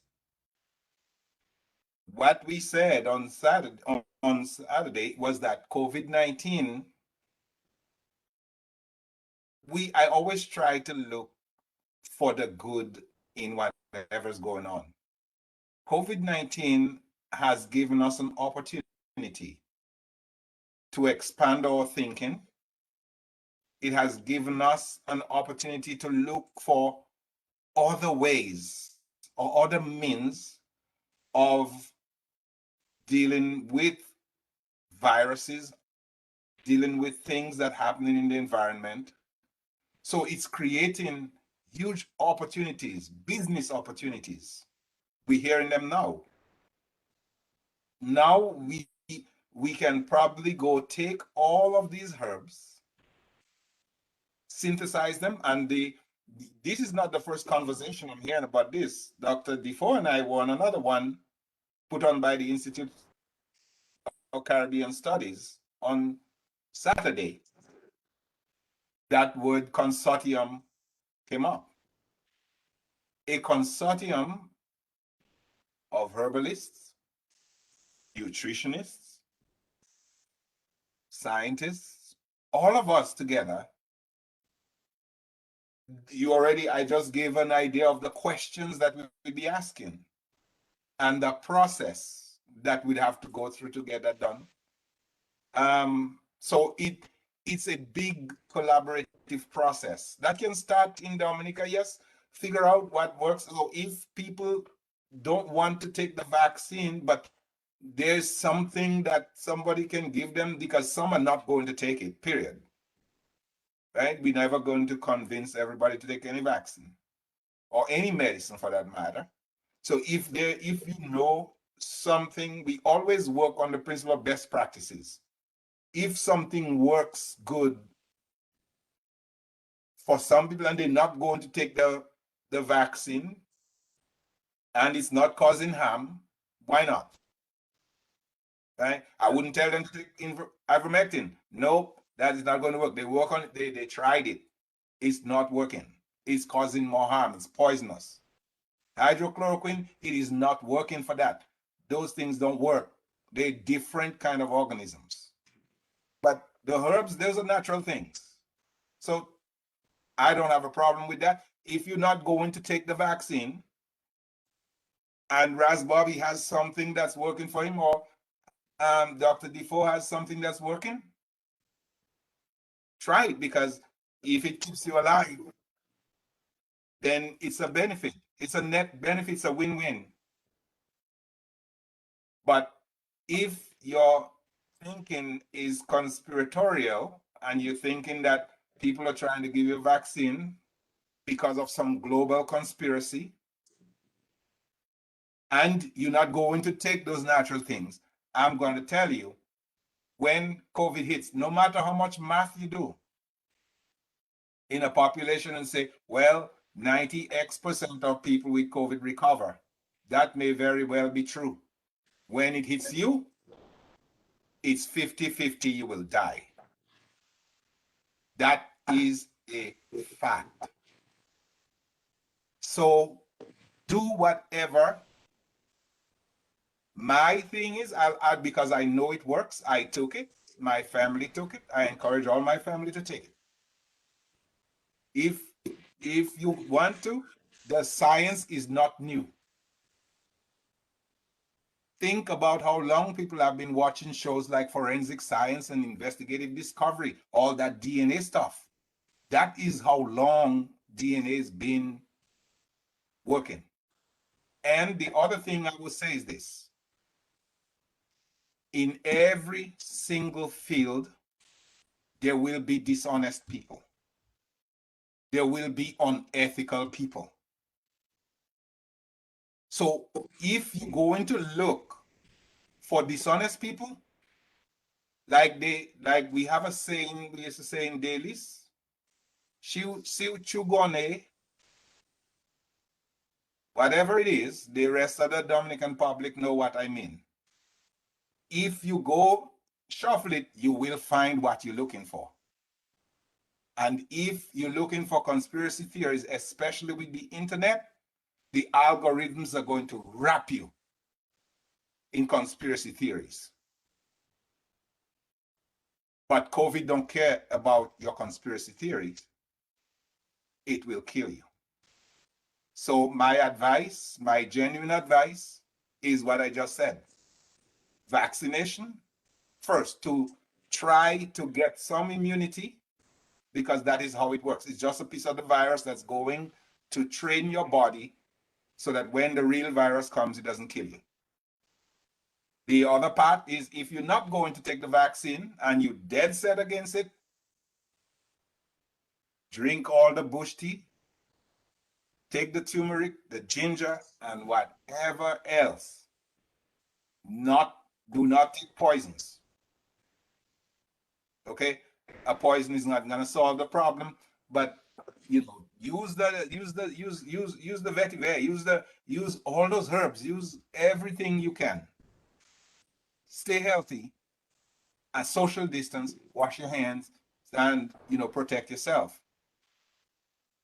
And with that, I will say good night and thank you for the opportunity. Not yet. I wanted to stick you with one thing before you go very quickly. I hope you can just do it very quickly.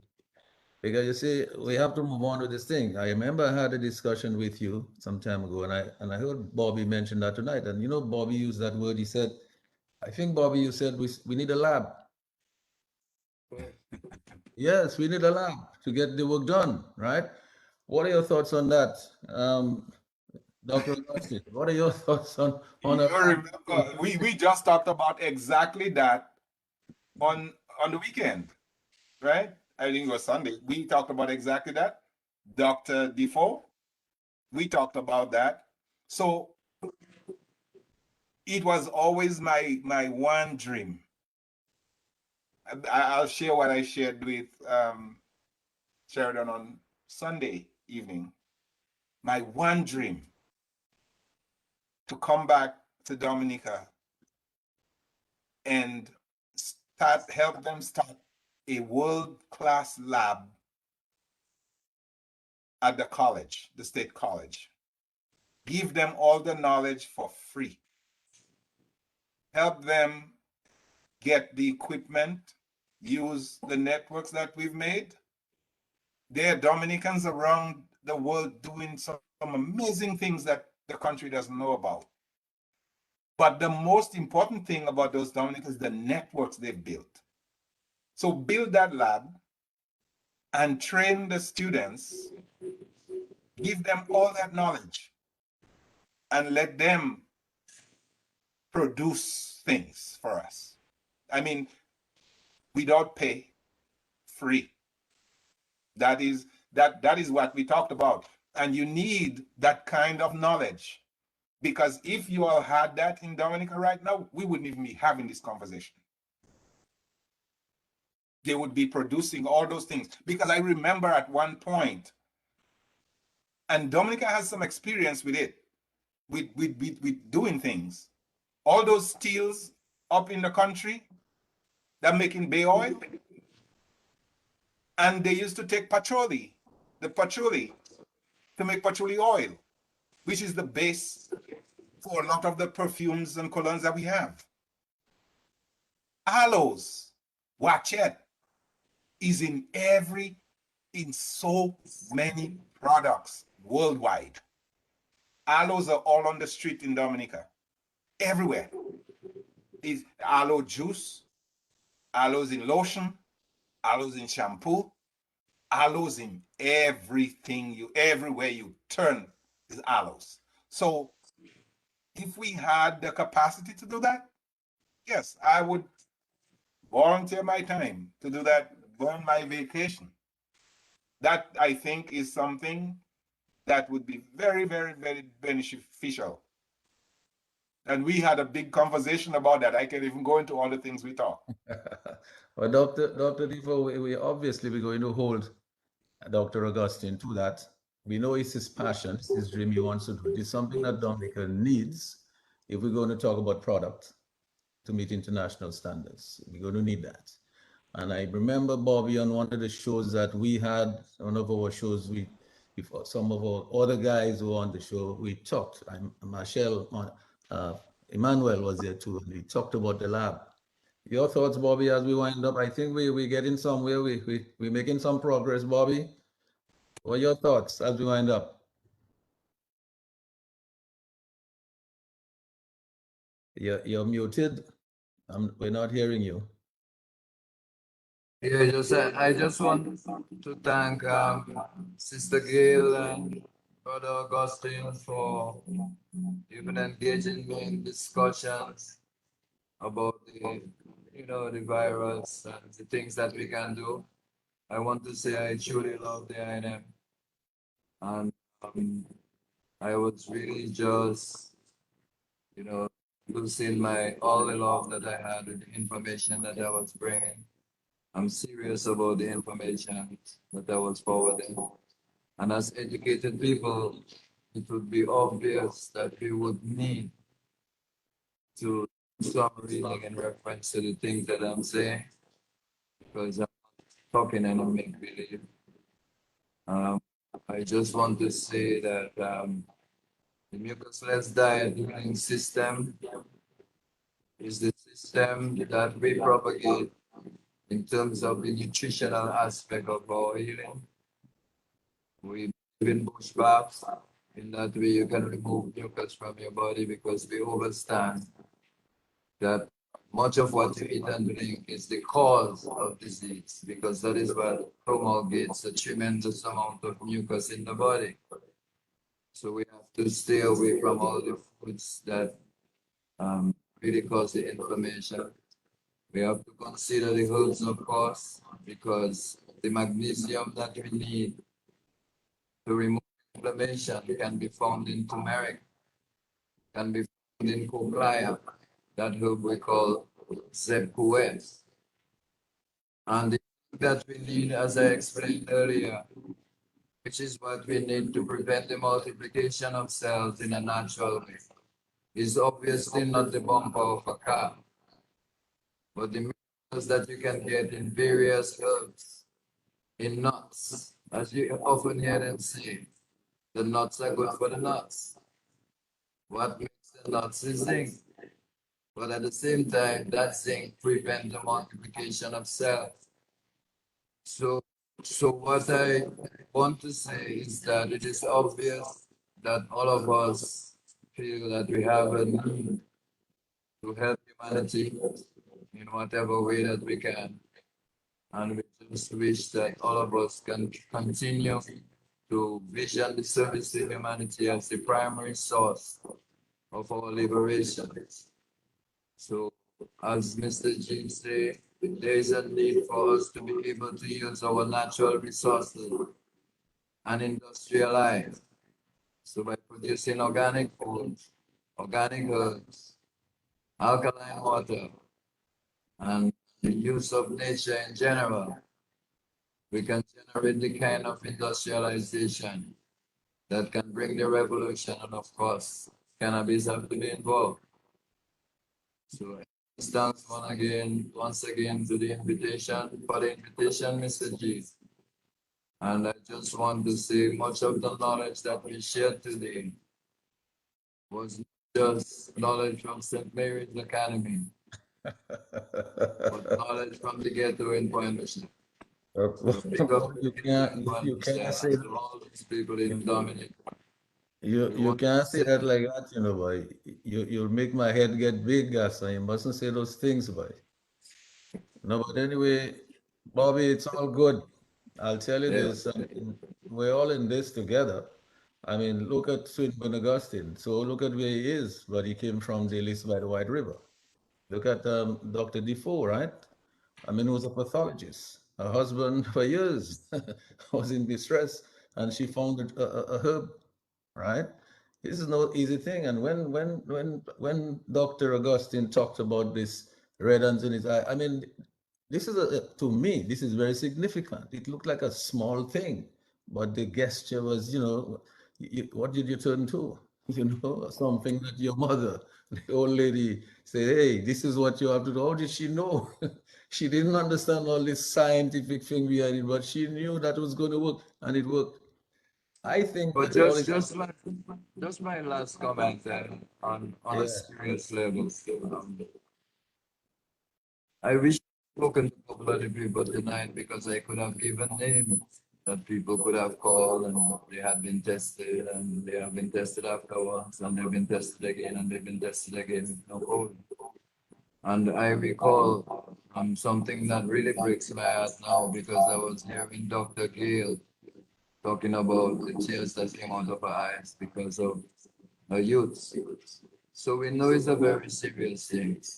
But I recall sitting in my shop in St. Croix and this lady opens the door. And as soon as she opened the door, she said, Ross Bobby, I never know you here, man. And then she started to cry. And then she said, I don't know what to do without you. So I looked at her again and I said, why? And she said, and I'm speaking the truth. And if I were to lie, I wish to die at this moment. The lady said, I had two families in the States, one in Louisiana and one in Texas. And everybody in the family had COVID-19.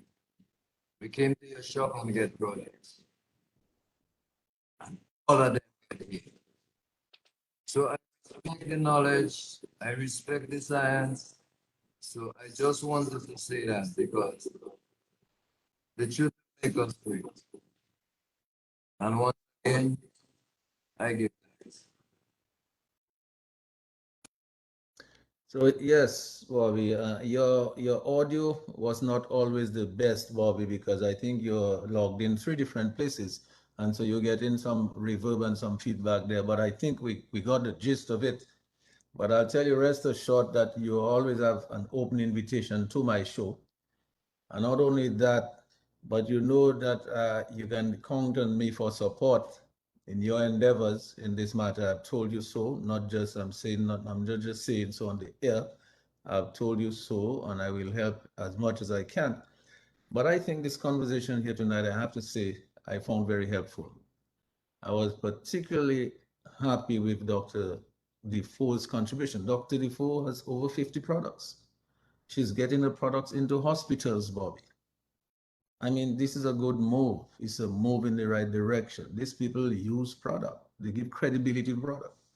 And so I think we have to take this thing to the next level. We have to do everything that needs to be done to ensure the efficacy and the consumer confidence and so on. It's important because anytime you put product out there, you want to know it does the job that it has to do. But I also take the position that Dr. Augustine is taking. We have to ensure we do something now to prevent the deaths. Because every time when I listen to that thing today in the news, and I hear 27 people in critical condition, it tells me that it's likely that people will die. One more death is too many.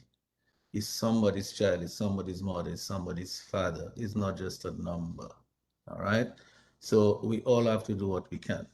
But let me just say good night to everybody who's on Facebook and everybody who's listening to us on the radio. We're so happy that you're with us tonight. We could not take all of your calls. You can see the conversation was so nice and so in-depth and edifying. We just couldn't stop. Sorry about that. We apologize for that.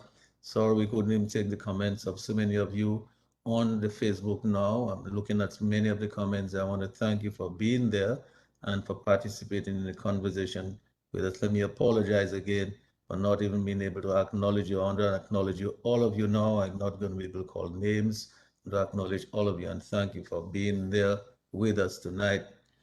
But I want to say, Dr. Augustine, thank you so much for your contribution here tonight. Dr. Defoe, thank you so much. And Bobby, my friend, thank you so much for your knowledge of product. I believe a lot of that knowledge will stand Dominica in good stead in the future. I believe that a natural product is one of the industries that Dominica cannot escape building its future on. I believe water is something Dominica cannot escape.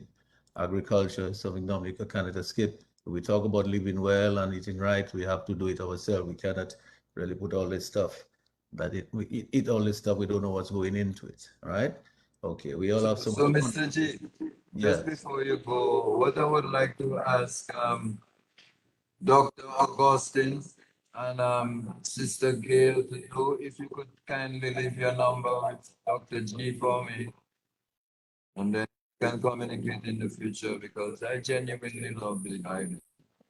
So, Mr. G, All right. that you So looking yes. for you to be the contact person. Yes, so Dr. Defoe and Bobby is asking whether we could share your number and Dr. Augustine's number with him so you all can be communicating and discussing, Absolutely. and sharing, So if that's okay, then I would certainly let him have it so we can continue sharing and communicating. All Sure. right, Dr. Defoe? When I come to St. Croix, I'm going to come look for you. I put my WhatsApp in the chat, and I look forward to hearing from Ras Bobby. And also, I love that word, consortium. Yes. Yes. You see, Yes, that you see, consortium. Yeah. Dr. Defoe, this is the word. You see, we have so many ways of saying it, but the consortium is this thing is bringing together, to do the real thing because we have to do what the rest of the world is doing. All these people didn't get to be where they are without these consortiums. So we have to use the Yes. best brains that we have. We have so many Dominicans all over the place with so much brain and so much contact, so much experience, so much knowledge. In the chat. We have to use it. Well, good night. I've actually put down, and I'm sure we'll try and tie down Dr. Augustine, the Yes. Caribbean Consortium of Researchers and Scientists. Oh, well, you have a name already. Bobby, what do you think of that name?